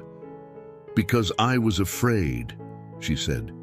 "Afraid of what his family might do if they found out. Afraid of what kind of life you'd have if you were tied to them. I thought I was protecting you. And now?" Ethan pressed, his voice quieter now. Grace looked up, meeting his gaze. "Now I realize I was wrong. You deserved to know the truth from the beginning, and I robbed you of that. I'm so sorry, Ethan." Ethan felt a lump rise in his throat, but he swallowed it down. "It's not just me you should be apologizing to," he said. "George deserves to know you're sorry too." Grace nodded, wiping her tears. "You're right, he does." The next day, Ethan and Grace made their way to the mansion together. The walk was silent but heavy with unspoken understanding. When they reached the gate, Daniel greeted them with a look of mild surprise, but didn't question their presence. He led them to the garden, where George was sitting under the shade of an old oak tree, a book in his lap. When he saw them approach, George stood, his expression shifting from surprise to something softer, hopeful, perhaps. "Grace," he said, his voice full of emotion. "Ethan." Grace stepped forward, her hands clasped tightly in front of her. "George," she said, her voice trembling, "I came to apologize." George frowned, shaking his head. "You don't need to." "Yes, I do," Grace interrupted, her voice firm despite her tears. "I made decisions I thought were right at the time, but I see now how much pain they caused. I'm sorry for everything." George was silent for a moment, his gaze steady on hers. Then he stepped forward, placing a gentle hand on her shoulder. "We've both made mistakes," he said softly. "But we can't change the past.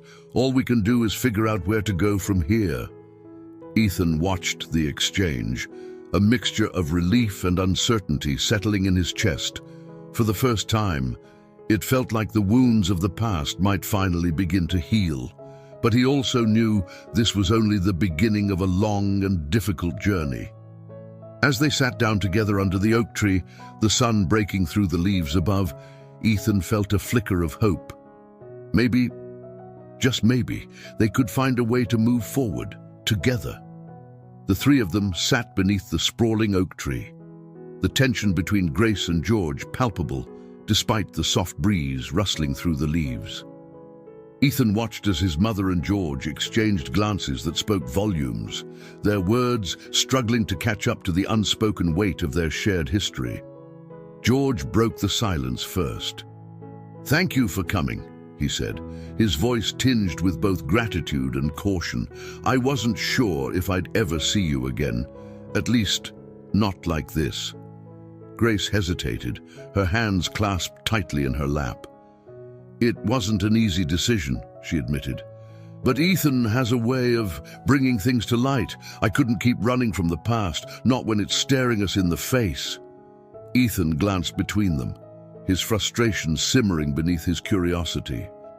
"So where do we go from here?" he asked, his tone cutting through the lingering tension. "You both know the truth now. What happens next?"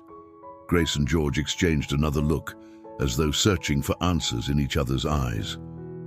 Finally, George turned to Ethan, his expression solemn.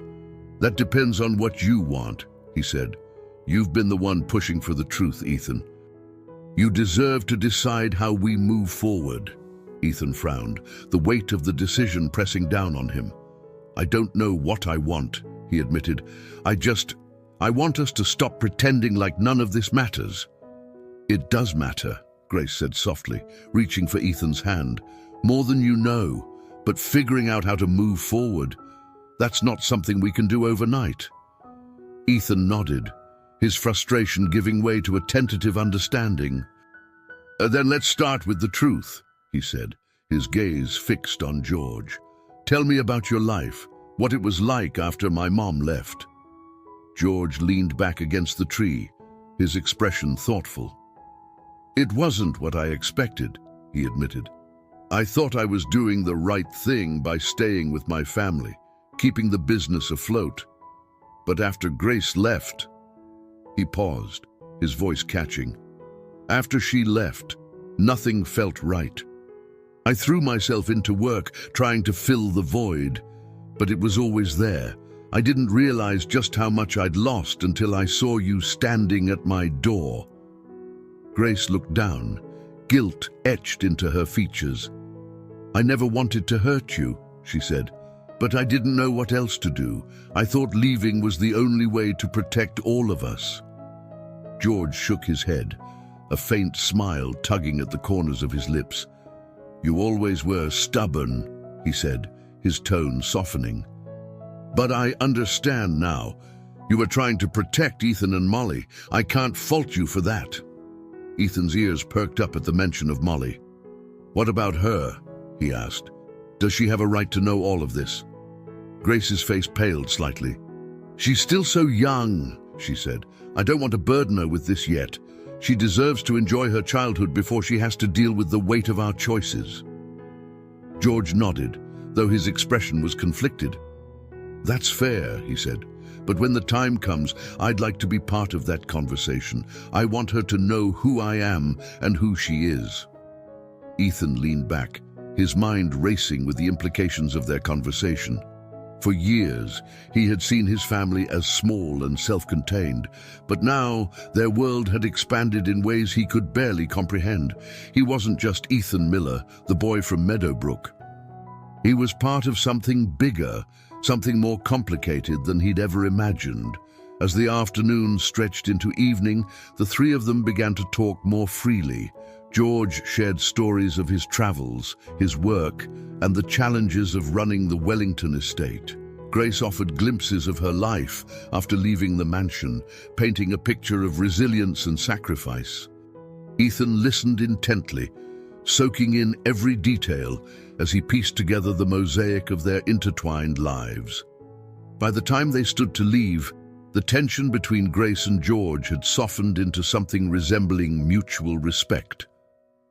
As they walked back toward the mansion's gate, George paused, placing a hand on Ethan's shoulder. "I want you to know that my door is always open to you," he said, his voice steady. "To both of you." Grace hesitated but eventually nodded. "Thank you," she said, her tone sincere. "We'll figure this out, together." Ethan felt a flicker of hope as they made their way down the hill, the mansion growing smaller behind them. For the first time in weeks, the weight of the truth felt bearable, even if the path ahead remained uncertain. Back at home, Molly greeted them with a bright smile, oblivious to the monumental shift that had occurred.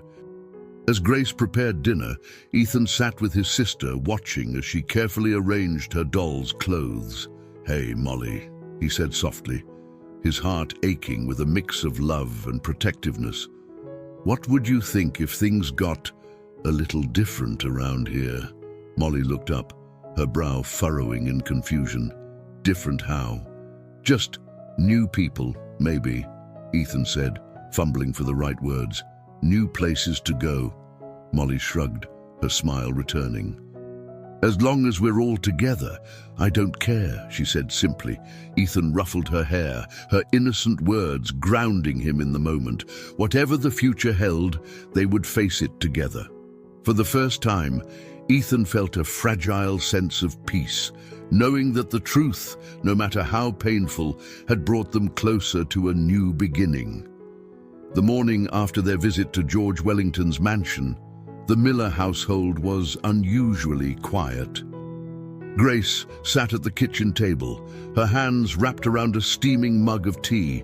Ethan noticed the way her fingers trembled slightly as she stared into the cup, her thoughts clearly elsewhere.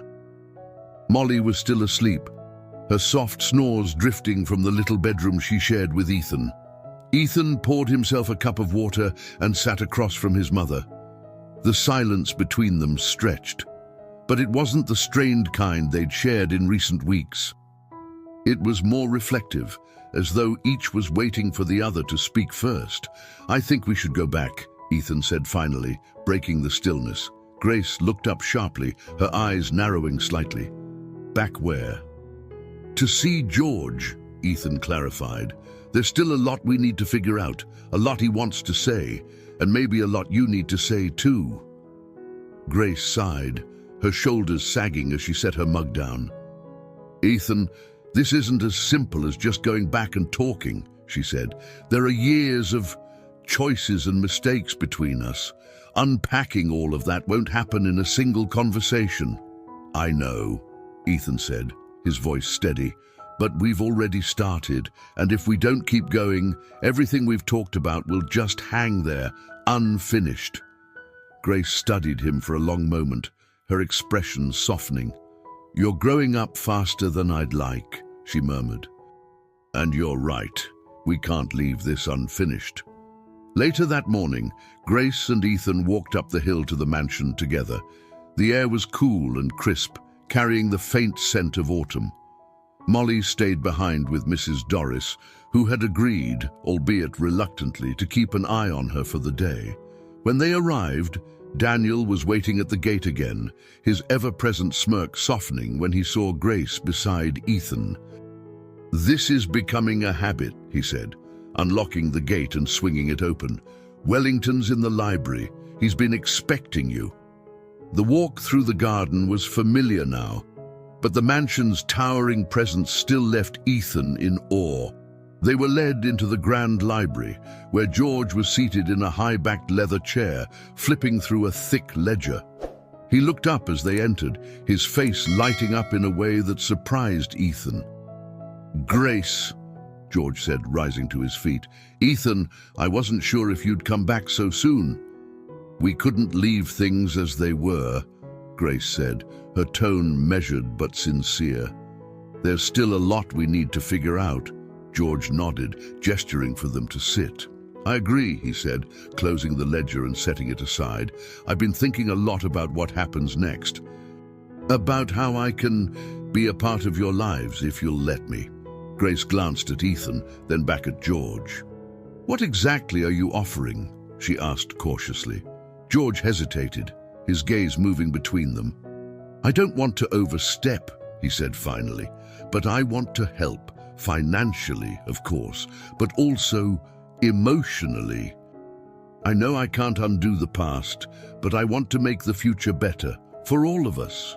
Ethan felt a flicker of hope, but Grace's expression remained guarded. "It's not that simple," she said. "You can't just throw money at this and expect everything to be okay." "I'm not suggesting that," George said quickly, "but I have resources, opportunities that could help Ethan, Molly, and even you. I want to share them, not as an obligation, but because I care." Grace's shoulders softened slightly, and she looked at Ethan. "What do you think?" Ethan took a deep breath, the weight of the moment pressing down on him. "I think he means it," he said, "and I think we should give him a chance." Over the next few hours, the three of them began to discuss what that chance would look like. George suggested small steps, visiting the mansion more often, involving Ethan and Molly in activities around the estate, and eventually introducing Molly to the truth when the time was right. Grace was hesitant at first, but as the conversation unfolded, she began to see the potential in George's proposals. At one point, George excused himself to retrieve some papers, leaving Ethan and Grace alone in the library. Grace leaned back in her chair, her expression thoughtful. "I never thought I'd be sitting here again," she admitted, her voice tinged with nostalgia. "This place used to feel like a prison to me, but now it's different." "Because he's different," Ethan said quietly, "and I think he's trying." Grace nodded. "I hope you're right." When George returned, he carried a small box, its wood polished to a deep shine. He placed it on the table and opened it carefully, revealing a collection of old photographs, letters, and trinkets. "I thought these might help fill in some of the gaps," he said, pushing the box toward Grace. "They're pieces of our story, of your story." Grace hesitated, her fingers hovering over the box before finally reaching inside. She pulled out a photograph of herself and George, their younger selves smiling brightly in a sunlit garden. "I remember this day," she said softly, a wistful smile crossing her lips. "It was just before everything fell apart." George leaned forward, his voice gentle. "Maybe it's time to rebuild." By the time Grace and Ethan left the mansion, the sun was dipping low on the horizon, casting long shadows across the path back to Meadowbrook. They walked in companionable silence, the weight of the day's revelations tempered by a growing sense of possibility. As they reached the edge of the village, Grace stopped and turned to Ethan. "Thank you," she said simply. "For what?" Ethan asked. "For pushing me to face this," she said. "I've spent so long running from the past that I forgot how to move forward, but you've given me hope." Ethan smiled, his heart swelling with a quiet pride. "We'll figure it out," he said, "together." Grace nodded, and they continued their walk home, the path ahead still uncertain, but illuminated by the promise of a new beginning.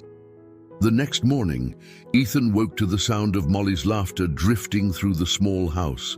It was a comforting sound, one that reminded him of the innocence his little sister still carried, an innocence he now felt compelled to protect more than ever. Grace was already awake, standing by the window with a cup of tea in her hands, her gaze distant. "Good morning," Ethan said softly, stepping into the room. Grace turned, her face softening when she saw him.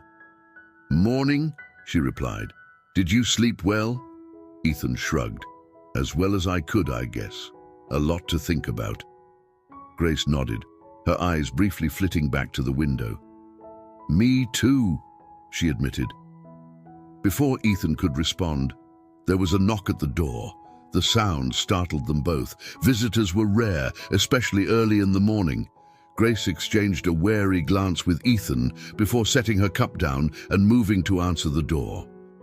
When she opened it, George Wellington stood on the threshold, his towering figure casting a shadow over the doorway. He was dressed more casually than usual, but the air of authority around him remained unmistakable. "George," Grace said, her tone a mixture of surprise and wariness. "What are you doing here?"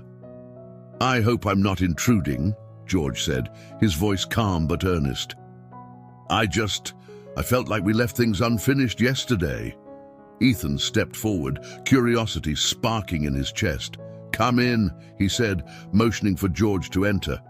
Grace hesitated, but eventually stepped aside, allowing George to cross the threshold. He glanced around the modest home, his expression unreadable, though Ethan thought he detected a flicker of sadness in his eyes. "This is where you've been all these years," George said quietly, more to himself than to anyone else. "It's humble." "It's home," Grace replied, her tone defensive but not unkind. "And it's been good to us." George nodded, turning his attention to Ethan. "I came to talk to both of you," he said, "but mostly to you, Grace. There are things I've carried for years, things I need to say if we're going to move forward." Grace's jaw tightened, but she gestured toward the kitchen table. "All right," she said, her voice steady. "Let's talk." The three of them sat at the table, the tension in the room palpable. Molly peeked in from the doorway, her doll clutched tightly, but Ethan waved her back toward the bedroom. "Not now, Molly," he said gently. George took a deep breath, his gaze fixed on Grace. "I've spent years wondering what happened," he began. "Why you left so suddenly, without a word. I know now that you thought you were protecting me and Ethan, but it's haunted me all the same." Grace folded her hands on the table, her expression guarded. "I didn't want to leave," she said, "but your family gave me no choice. They made it clear that there was no place for me in your world. I should have fought harder," George said, his voice thick with regret. "I should have walked away from them and chosen you instead." Grace shook her head, a bittersweet smile tugging at her lips. "You couldn't have known, George, and even if you had, would you have been ready to give up everything? Your family, your name, your fortune?" George hesitated, the weight of her words sinking in. "I thought I was doing what was expected of me," he admitted, "but I see now that I was a coward. I let fear dictate my choices, and it cost me everything that truly mattered." Ethan watched the exchange in silence, his emotions a tangled mess. He saw the raw pain in George's expression, the unspoken longing in Grace's, and he realized how deeply their choices had shaped his own life. "I don't want to dwell on the past," Grace said after a moment, her voice soft but firm. "What's done is done, but if we're going to move forward, we need to be honest with each other and with ourselves." George nodded, his gaze dropping to the table. "Agreed," he said. "But honesty doesn't erase the pain I've caused. I want to make amends, not just for the past, but for the future." Grace met his eyes, her expression unreadable. "And how do you plan to do that?" "By being here," George said simply. "For Ethan, for Molly, and for you, if you'll let me. I know I can't undo the years we've lost, but I can be a part of what comes next." Ethan felt a lump rise in his throat, his mind racing with the implications of George's words. This wasn't just about reconnecting. It was about rebuilding a family that had been fractured for years. As the conversation continued, the tension began to ease. Grace and George spoke openly, their words tinged with both regret and hope. Ethan listened intently, absorbing every detail as he tried to make sense of the new reality unfolding around him. By the time George stood to leave, the sun was high in the sky, casting a warm light over the small house. He turned to Grace, his expression sincere. "Thank you for listening," he said, "and for giving me a chance to explain." Grace nodded, her lips curving into a faint smile. "It's a start." George's gaze shifted to Ethan, and he placed a hand on his shoulder. "I'll be back soon," he said. "There's more we need to talk about." Ethan nodded, his voice steady. "I'll be here." As George stepped out into the sunlight, Ethan felt a strange sense of peace wash over him. The road ahead was still uncertain, but for the first time, it felt like they were walking it together. The house felt still after George left, as though the air itself had settled in the wake of his presence. Grace lingered at the kitchen table, her gaze distant as she turned the now empty mug of tea in her hands. Ethan sat across from her, his mind racing with everything that had been said. "You okay?" Ethan asked softly, breaking the silence. Grace looked up, startled, as though she'd forgotten he was there. "I'm not sure," she admitted. "It's a lot to take in," Ethan nodded, understanding all too well. "Do you believe him about wanting to be part of our lives?" Grace hesitated, her brow furrowing. "I think he means it," she said slowly. "But meaning it and following through are two different things. I've learned that the hard way." Ethan studied her, noticing the lines of worry etched into her face. "I think we should give him a chance," he said after a moment. "If he's serious about this, about being here for us, I think we owe it to ourselves to try." Grace smiled faintly, reaching across the table to squeeze his hand. "You're a good boy, Ethan," she said. "Too good for someone like me." "Don't say that," Ethan replied, his voice firm. "You did what you thought was right, and maybe it wasn't perfect, but it got us here. That counts for something." Grace's eyes filled with tears, but she quickly wiped them away. "I just want what's best for you and Molly," she said. "That's all I've ever wanted. And maybe this is what's best," Ethan said. "Giving him a chance, letting him prove that he can be the person he says he wants to be." Grace nodded, though her expression remained conflicted. "We'll see," she said, "one step at a time." The afternoon passed quietly, with Grace retreating to her sewing while Ethan took Molly to the meadow. The little girl chattered happily as she ran through the wildflowers, her laughter ringing out like a song. Ethan followed at a slower pace, his thoughts heavy despite the beauty of the day.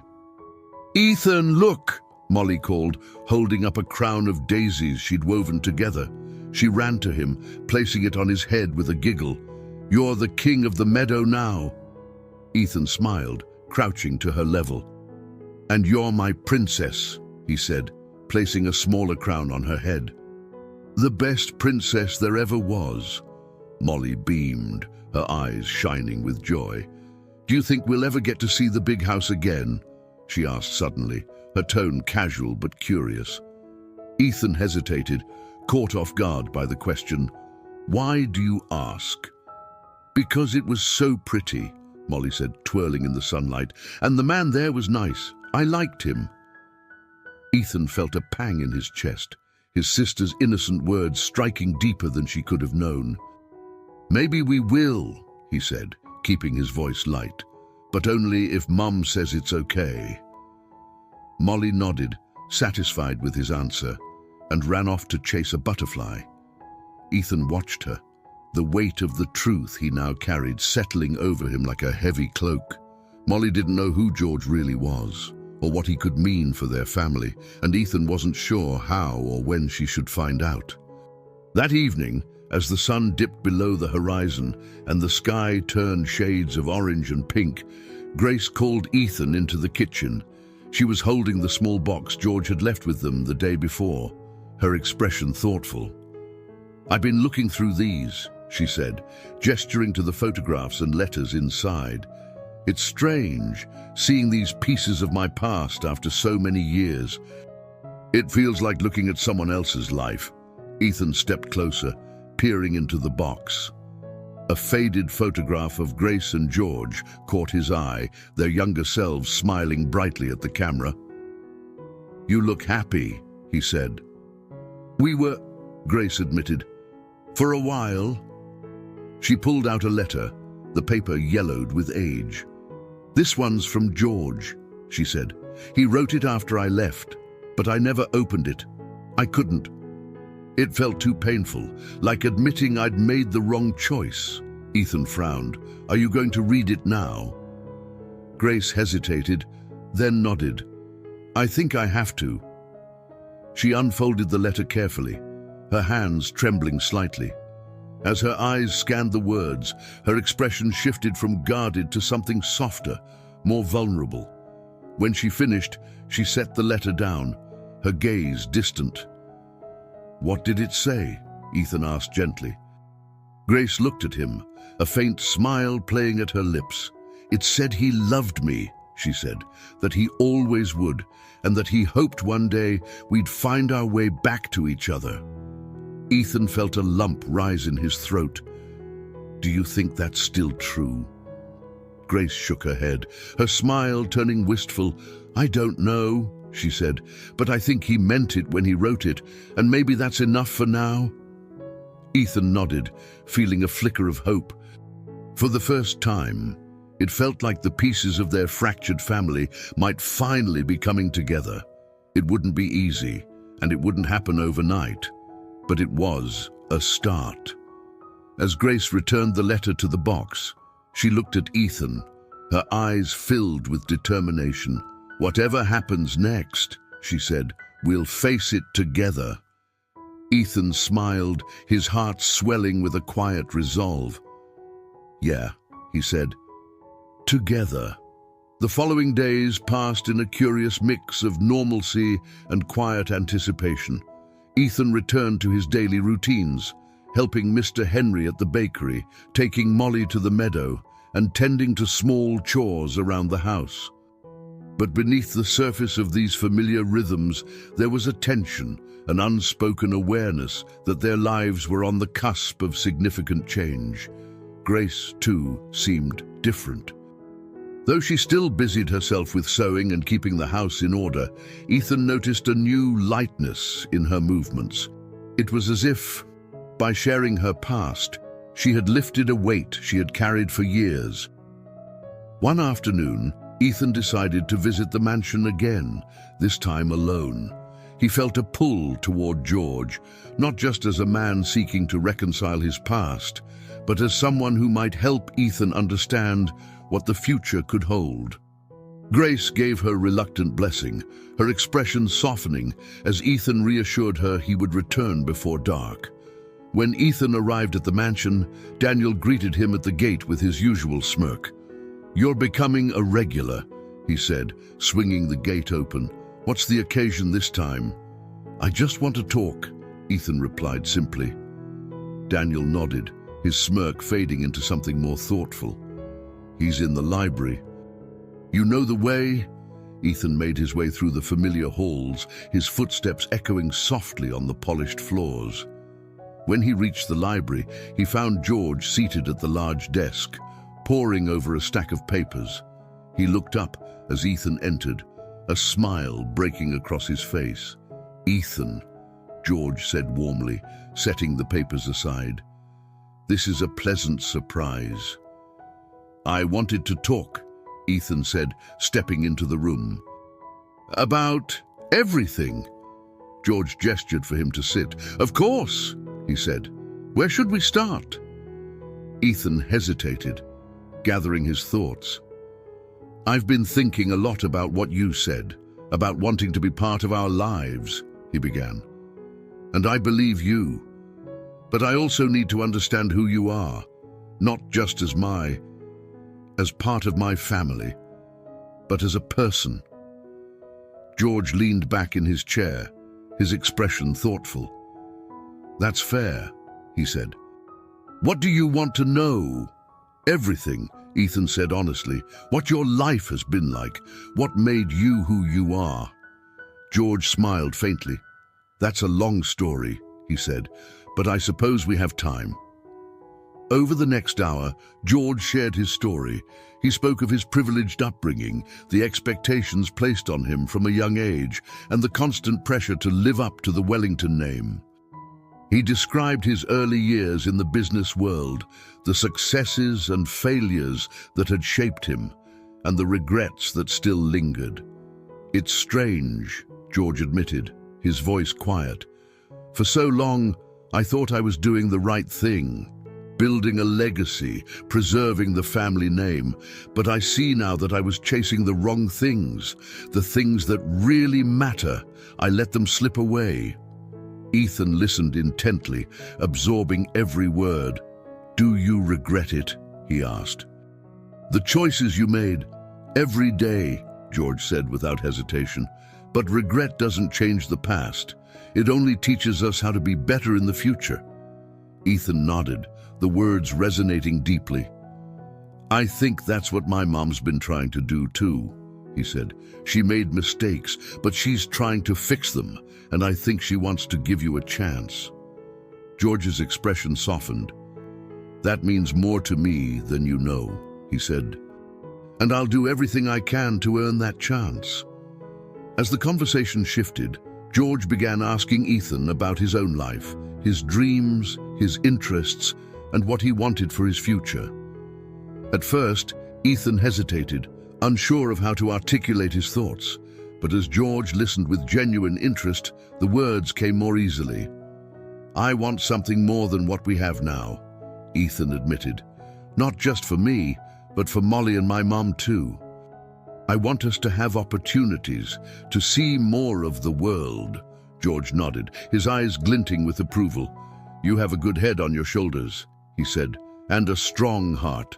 Those qualities will take you far. Ethan felt a warmth spread through him at the praise, but there was also a flicker of doubt. But what if it's not enough? He asked. What if I mess it all up? George leaned forward, his gaze steady. The only true failure is not trying, he said.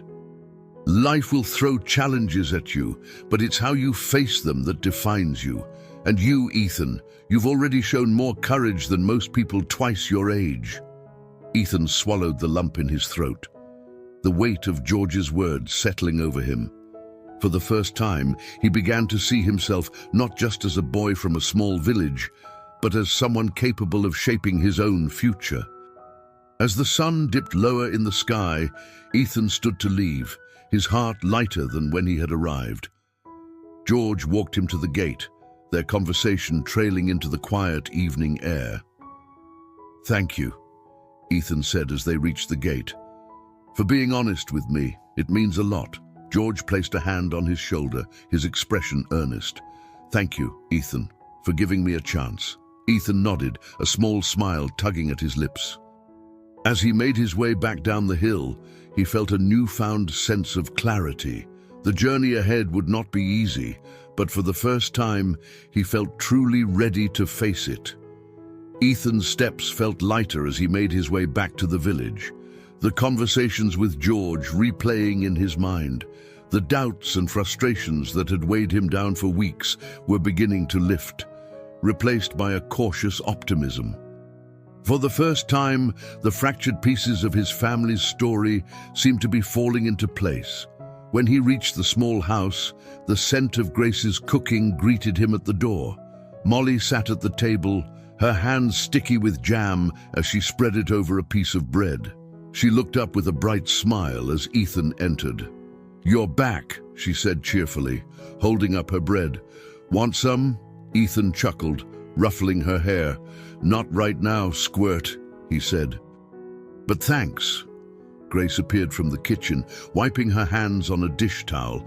Her gaze lingered on Ethan, searching his face for clues. "How did it go?" she asked. "It was good," Ethan replied, his tone honest but measured. "We talked a lot. He told me about his life, about what he regrets and what he hopes for now." Grace nodded slowly, her expression thoughtful. "And how do you feel about it?" Ethan considered her question for a moment. "I think he's sincere," he said finally. "He's trying to make things right, and I think we should let him." Grace's eyes softened, and she placed a hand on his shoulder. "If that's how you feel, then we'll give him that chance," she said. "But remember, Ethan, this isn't just about him. It's about all of us. We need to move forward together." Ethan nodded, a sense of relief washing over him. "I know, Mom, and I think we can." That evening, the Miller family sat together for dinner, the mood lighter than it had been in weeks. Molly chattered about her day, filling the small room with her laughter. Grace seemed more relaxed, the lines of worry on her face softening as she listened to her children. Ethan felt a warmth in his chest, a sense of hope that he hadn't realized he was missing. After dinner, Ethan and Grace sat together at the table while Molly played with her doll in the corner. Grace pulled out the small wooden box George had given her, placing it between them. "I've been thinking about these," she said, gesturing to the photographs and letters inside, "about what they mean and how they connect us to him." Ethan leaned forward, his gaze fixed on the box. "What do you think we should do with them?" Grace hesitated, her fingers brushing over the edge of a faded photograph. "I think we should share them with Molly," she said. "Not everything, not yet, but enough to help her understand that there's more to our family than what she sees now." Ethan nodded, his heart swelling with a mixture of pride and apprehension. "She's going to have questions." "I know," Grace said softly, "and we'll answer them together, little by little, as she's ready." The next day, Ethan accompanied Grace and Molly to the mansion for what felt like a pivotal visit. George greeted them at the door, his expression brightening when he saw Molly clutching her doll. He crouched down to her level, a warm smile on his face. "And who might this be?" George asked, his tone light and friendly. Molly tilted her head, studying him with wide eyes. "I'm Molly," she said. "Who are you?" George chuckled, glancing at Grace for permission. When she gave a small nod, he turned back to Molly. "I'm George," he said. "A friend of your brother and your mom." Molly seemed satisfied with the answer, her face breaking into a grin. "Your house is really big," she said. "Do you get lost in it?" "Sometimes," George admitted, his smile widening. "Maybe you can help me find my way around," Molly giggled, clearly charmed, and Ethan felt a surge of hope. It wasn't a full explanation of who George was, but it was a start. The afternoon was spent in the mansion's garden, where George had arranged for a small picnic under the shade of the old oak tree. Molly ran through the flower beds, her laughter echoing across the grounds, while Grace and George sat on a nearby bench, their conversation quiet but steady. Ethan wandered toward the edge of the garden, his thoughts drifting as he watched the scene unfold. The mansion, once a symbol of mystery and tension, now felt like a place where healing could begin. He glanced back at his mother and George, noting the way their postures had softened. They weren't just two people burdened by their past anymore. They were two people trying to find common ground for the future. "Penny for your thoughts." Daniel's voice broke through Ethan's reverie. Ethan turned to find the gardener, leaning against a nearby tree, his ever-present smirk firmly in place. "Just thinking," Ethan replied. "Dangerous habit," Daniel teased. "But you look lighter today, like something's finally clicked." Ethan smiled faintly, Maybe it has, he said. I think we're starting to figure it out. Daniel nodded, his smirk softening into something more genuine.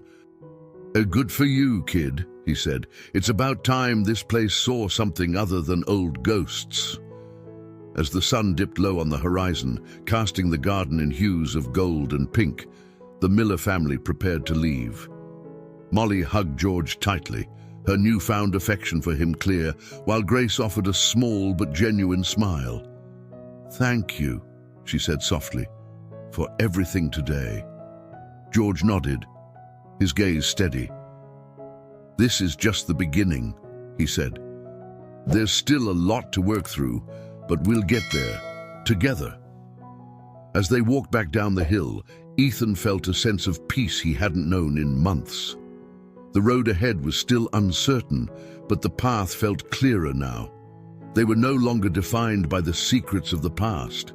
They were shaping a future built on trust, understanding, and the quiet strength of a family finding its way back to one another. The weeks that followed brought a quiet transformation to the Miller family's life.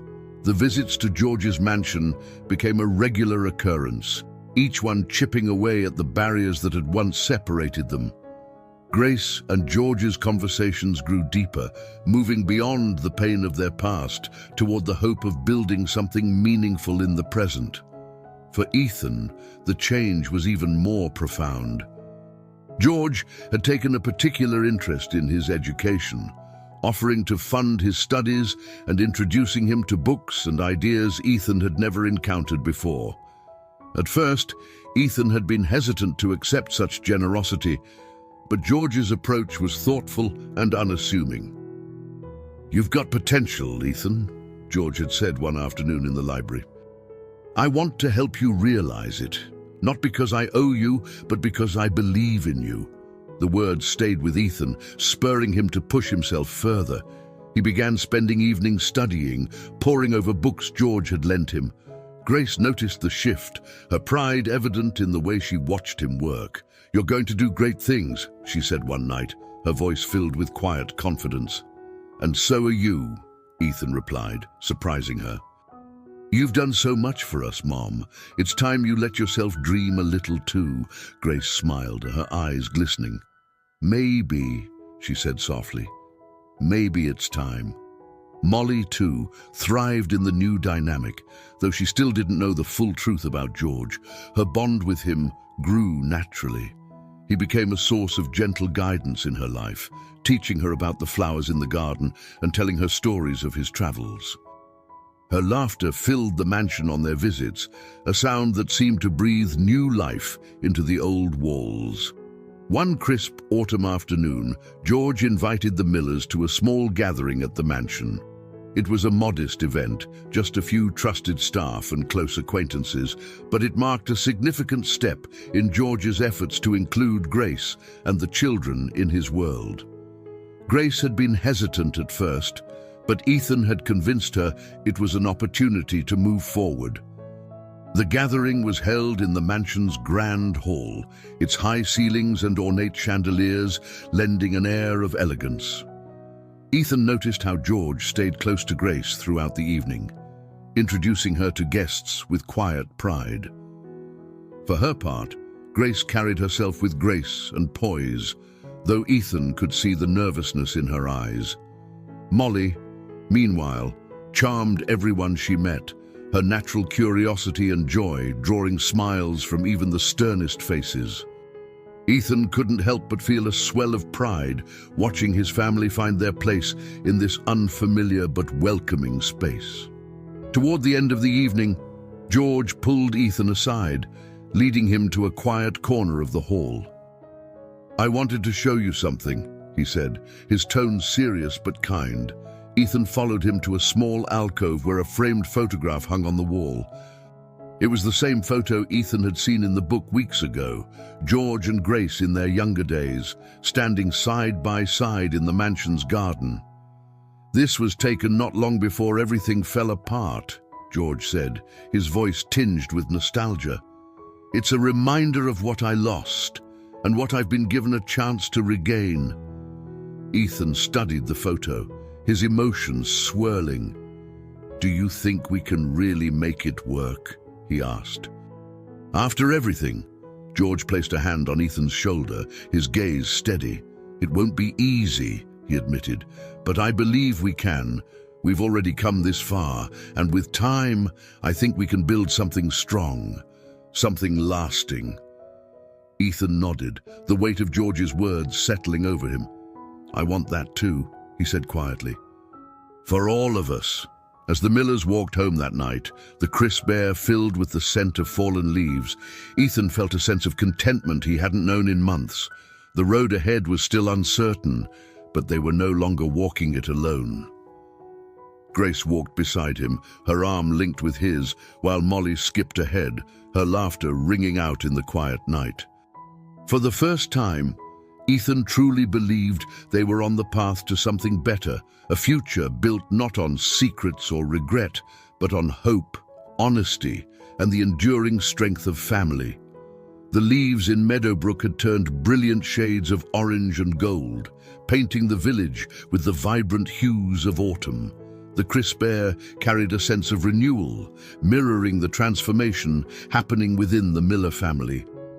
As the days passed, their bond with George deepened, and the quiet hope that had begun to take root started to flourish. One morning, Grace stood in the kitchen, her hands busy kneading dough for bread. The scent of freshly brewed coffee filled the small room as Molly hummed a tune at the table, carefully coloring in a picture of flowers. Ethan entered, carrying a stack of books George had lent him. "You're up early," Grace remarked, glancing at her son with a smile. "Lots to study," Ethan replied, setting the books down. "George said he wants me to think about what I might want to do after school. He thinks I could get into a good college if I work hard." Grace paused, her hands still in the dough. "And what do you think?" she asked, her tone careful but curious. Ethan hesitated, then smiled. "I think he's right. And I think I'd like to try." Grace's eyes softened, a mixture of pride and emotion shining in them. "Then we'll make it happen," she said firmly. "Whatever it takes." That afternoon, the Millers made their way to the mansion for another visit. The garden, now blanketed in a layer of fallen leaves, felt even more serene in the golden light. Molly ran ahead, her laughter echoing as she chased a squirrel darting between the flower beds. George greeted them warmly at the gate, his expression brightening when he saw Molly. "You've brought the sunshine with you," he said, lifting her into his arms as she giggled. Grace and Ethan followed, their steps slower but no less purposeful. George led them to the gazebo, where a small table had been set with tea and cakes. As they settled into the cozy space, the conversation flowed easily, a stark contrast to the guarded exchanges of weeks past. At one point, George turned to Molly, his tone playful. "Do you know what's special about today?" Molly tilted her head, thinking hard.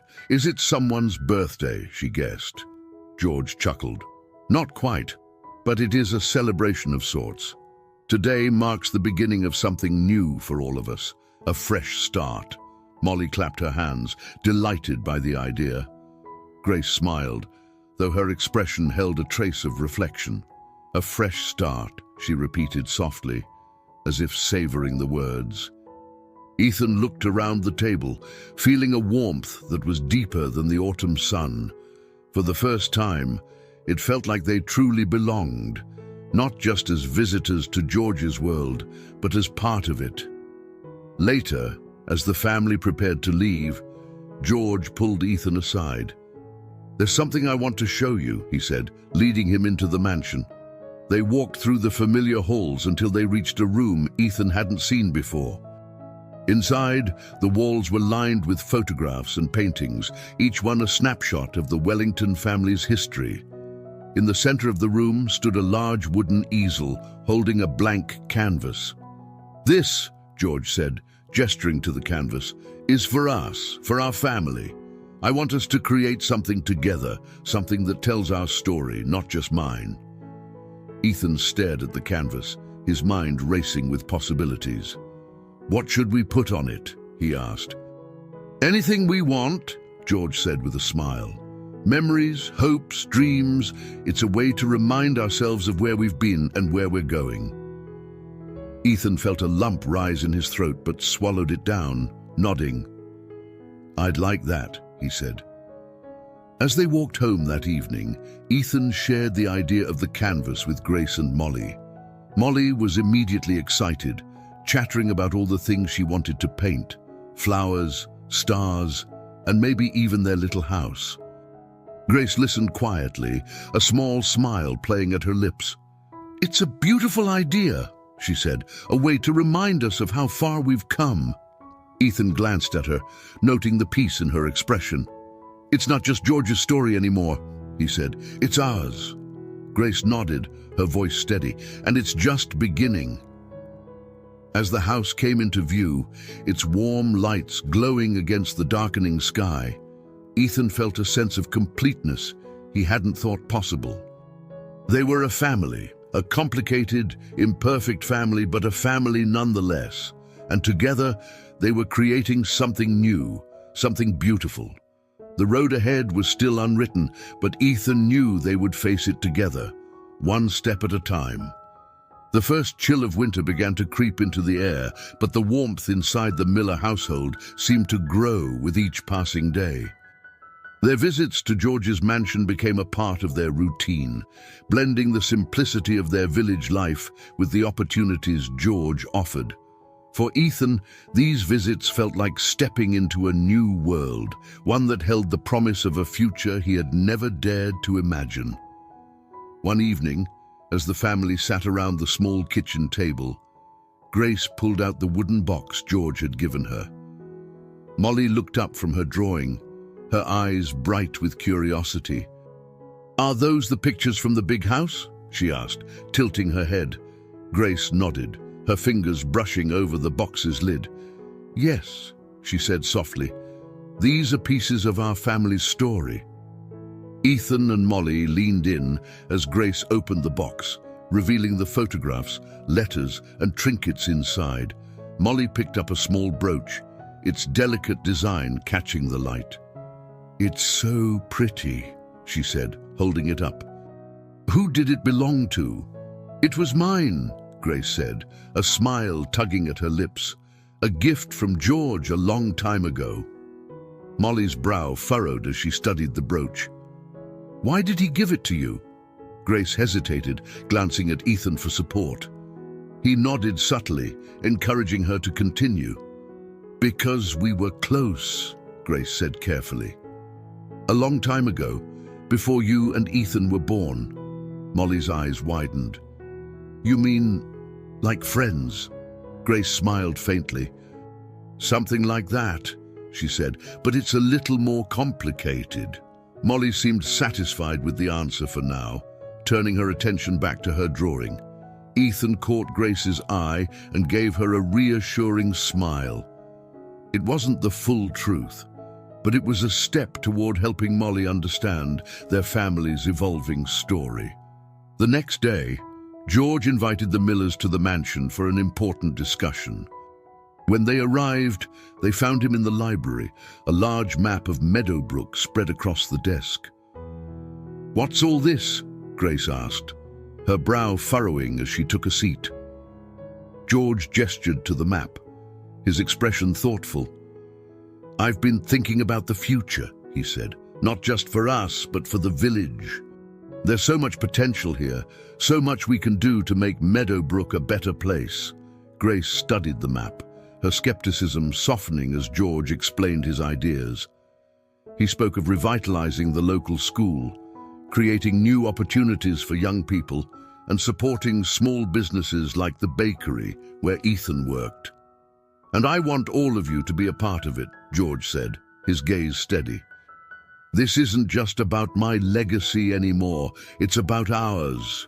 Ethan felt a surge of pride as he listened to George's plans.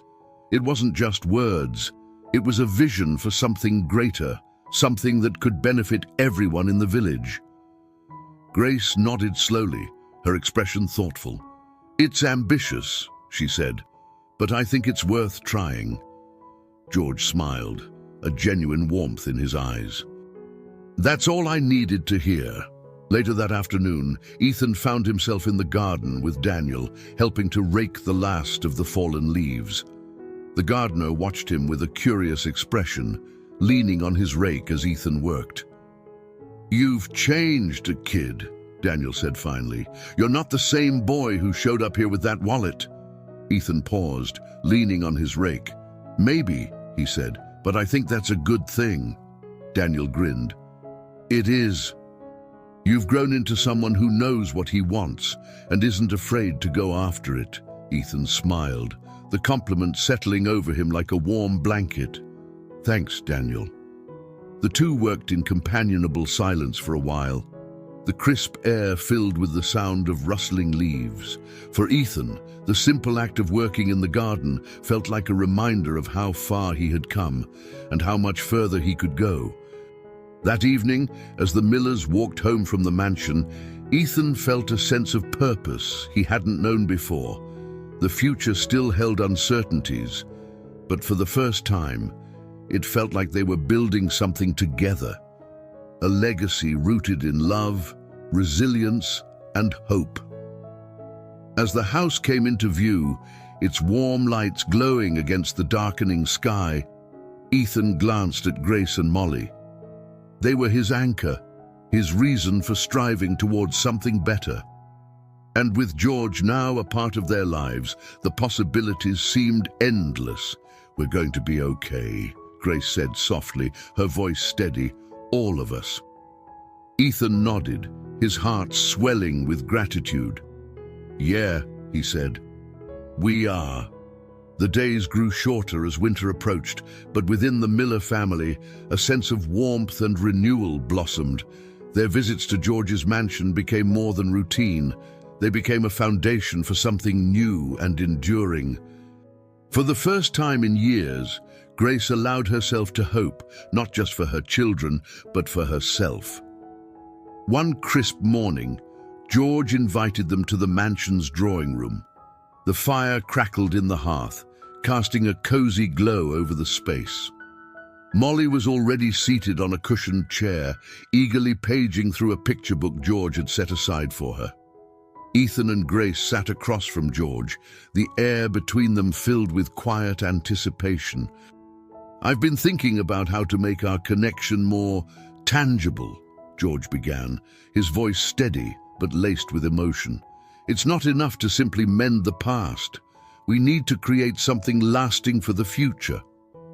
Grace raised an eyebrow, her expression cautious but curious. "What do you have in mind?" George leaned forward, resting his hands on his knees. "I want to create a scholarship fund in Ethan's name," he said. "A way to support not only his education, but also the education of other young people in Meadowbrook who might not have the resources to pursue their dreams." Ethan's breath caught, his heart pounding in his chest. "A scholarship?" he asked, his voice barely above a whisper. George nodded.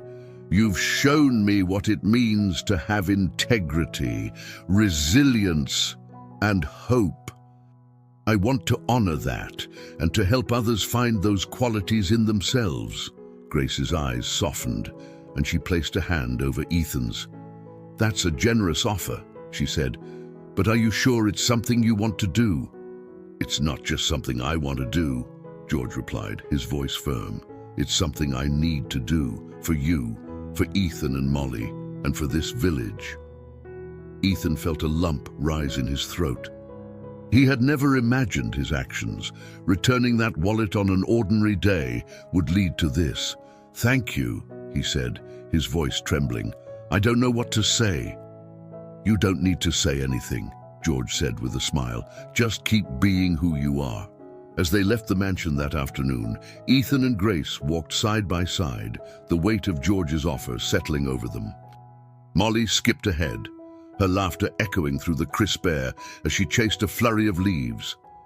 "Are you okay?" Ethan asked, glancing at his mother. Grace nodded slowly, her gaze fixed on the path ahead. "I think so," she said, It's just a lot to take in. I know, Ethan said, but I think it's a good thing. For all of us. Grace smiled, though her eyes glistened with unshed tears. You're right, she said. It is. Back at home, Grace began preparing dinner while Ethan helped Molly with her drawing. The little girl was working on a picture of their family, complete with their small house and the mansion on the hill in the background. Do you think we'll always be together? Molly asked suddenly, her voice quiet. Ethan looked at her, his chest tightening. Of course, he said. We're a family. And no matter what happens, we'll always have each other. Molly smiled, satisfied with his answer, and returned to her drawing. Ethan watched her, his heart swelling with a mix of love and determination. Whatever challenges lay ahead, he knew they would face them together. That evening, after Molly had gone to bed, Grace and Ethan sat by the fire, the warmth of the flames wrapping around them like a comforting embrace. Grace reached for the box of photographs and letters, pulling out a faded picture of herself and George. I never thought we'd come back to this, she said, her voice soft. Ethan leaned closer, studying the picture. Do you regret it, leaving? Grace shook her head. No, she said. I did what I thought was best at the time, but now I see that leaving didn't mean the end. It was just a part of the journey. Ethan nodded, his mind racing with thoughts of the future. Do you think we can really make this work? With George? Grace placed a hand on his shoulder, her grip steady. I think we can, she said. It won't be perfect, and it won't be easy, but it's worth trying. Ethan smiled, the flicker of hope in his chest growing brighter. I think so too. As the fire crackled and the night deepened, mother and son sat together, their bond stronger than ever. The path ahead was still uncertain, but they were no longer walking it alone. They were building a bridge, one step at a time, toward a brighter future. The first snow of the season arrived early in Meadowbrook, blanketing the village in a soft layer of white. For Ethan, the snow seemed symbolic, a clean slate, a fresh beginning. The air carried a quiet stillness, broken only by the crunch of boots on the cobblestone streets and the distant laughter of children building snowmen in the square. At the Miller household, preparations for a special dinner were underway. George had invited the family to the mansion for a festive gathering, a way to mark their progress and set the tone for the future. Grace had hesitated at first, but Ethan had convinced her it was an important step. It's not just about us anymore, Ethan had said. It's about the family we're becoming. Grace had agreed, though her nerves were evident as she fussed over Molly's hair and smoothed the wrinkles in her dress. Ethan, dressed in his best shirt, watched her with a mix of amusement and admiration. You look fine, Mom, he said, grinning. Better than fine, actually. Grace rolled her eyes, but a small smile tugged at her lips. You're just saying that because you want me to relax. Is it working? Ethan teased. A little, Grace admitted, her smile growing. The mansion glowed warmly against the snowy backdrop, its windows alight with the flicker of candles and the soft hum of activity inside. When the Millers arrived, George greeted them at the door, his smile wide and genuine. You made it, he said, his voice filled with warmth. Come in, come in. Molly ran ahead, her eyes wide with wonder as she took in the festive decorations. A grand Christmas tree stood in the center of the drawing room, its branches adorned with glittering ornaments and twinkling lights. George crouched to her level, handing her a small ornament shaped like a star. Would you like to add this to the tree? He asked. Molly nodded enthusiastically, taking the ornament with care. Grace watched the interaction from the doorway, her expression softening. For all her reservations, it was clear that George was making a genuine effort to connect, not just with Ethan, but with all of them. Dinner was a lively affair, filled with laughter and stories. George regaled them with tales of his travels, while Molly entertained the table with her endless curiosity. Grace, though quieter, seemed more at ease than Ethan had seen her in years. It was as if the weight she had carried for so long was finally beginning to lift. After dessert, George rose from his seat, his expression growing more serious. "There's something I'd like to share," he said, drawing the family's attention. He reached into his jacket pocket and pulled out a small, leather-bound journal. "This belonged to my father," he said. "He started it as a record of our family's history, and over the years, I've added to it." George opened the journal, flipping through its pages until he found a blank section. "I'd like to add something new tonight," he continued. "A chapter about us, about this new beginning." Ethan felt a lump rise in his throat as George placed the journal on the table. "Each of us will write something," George said, his gaze sweeping across the room. "A memory, a hope, a promise, anything that feels meaningful." Molly clapped her hands, delighted by the idea, while Grace nodded slowly, her expression thoughtful. Ethan picked up the pen first, his hand trembling slightly as he put ink to paper. He wrote about the day he found George's wallet, about the unexpected journey it had set in motion, and about the hope he now felt for their family. When he finished, he passed the journal to Grace. She hesitated, her eyes scanning the page Ethan had written before adding her own words. She wrote about sacrifice and resilience, about forgiveness and the courage to face the truth. When she handed the journal back to George, her eyes were glistening with unshed tears. Finally, it was Molly's turn. She drew a picture instead of writing, her small hands carefully sketching their family standing together beneath the mansion's towering oak tree. When she finished, she held it up proudly. "It's us," she said simply. George smiled, placing the journal back in his pocket. "It's perfect," he said. As the evening wound down, the family gathered by the fire in the library. The warmth of the flames wrapped around them like a comforting embrace, and for a moment, the world outside the mansion seemed to disappear. "I want to thank all of you," George said, his voice steady but full of emotion, "for giving me a chance to be part of your lives. It's more than I could have hoped for, and I promise I won't take it for granted." Grace reached for his hand, her touch light but firm. "We're grateful too," she said, "for your patience, your kindness, and your willingness to make this work." Molly climbed into George's lap, resting her head against his chest. "You're part of our family now," she said matter-of-factly, her voice muffled by the fabric of his jacket. George chuckled softly, his eyes misting. "Thank you, Molly," he said. "That means the world to me." Ethan watched the scene unfold, his heart swelling with a quiet joy. The journey had been long and difficult, filled with uncertainty and pain, but they had made it. Together, they had built something new, something stronger than the secrets and regrets of the past. As the first snowflakes of the evening began to drift past the window, Ethan felt a profound sense of peace. The future was still unwritten, but for the first time, he felt ready to face it, with hope, with love, and with the unwavering strength of a family united. I hope you enjoyed today's story. Subscribe to the channel so you don't miss more stories like this. Leave a like and comment below what you thought of the story. See you in the next video.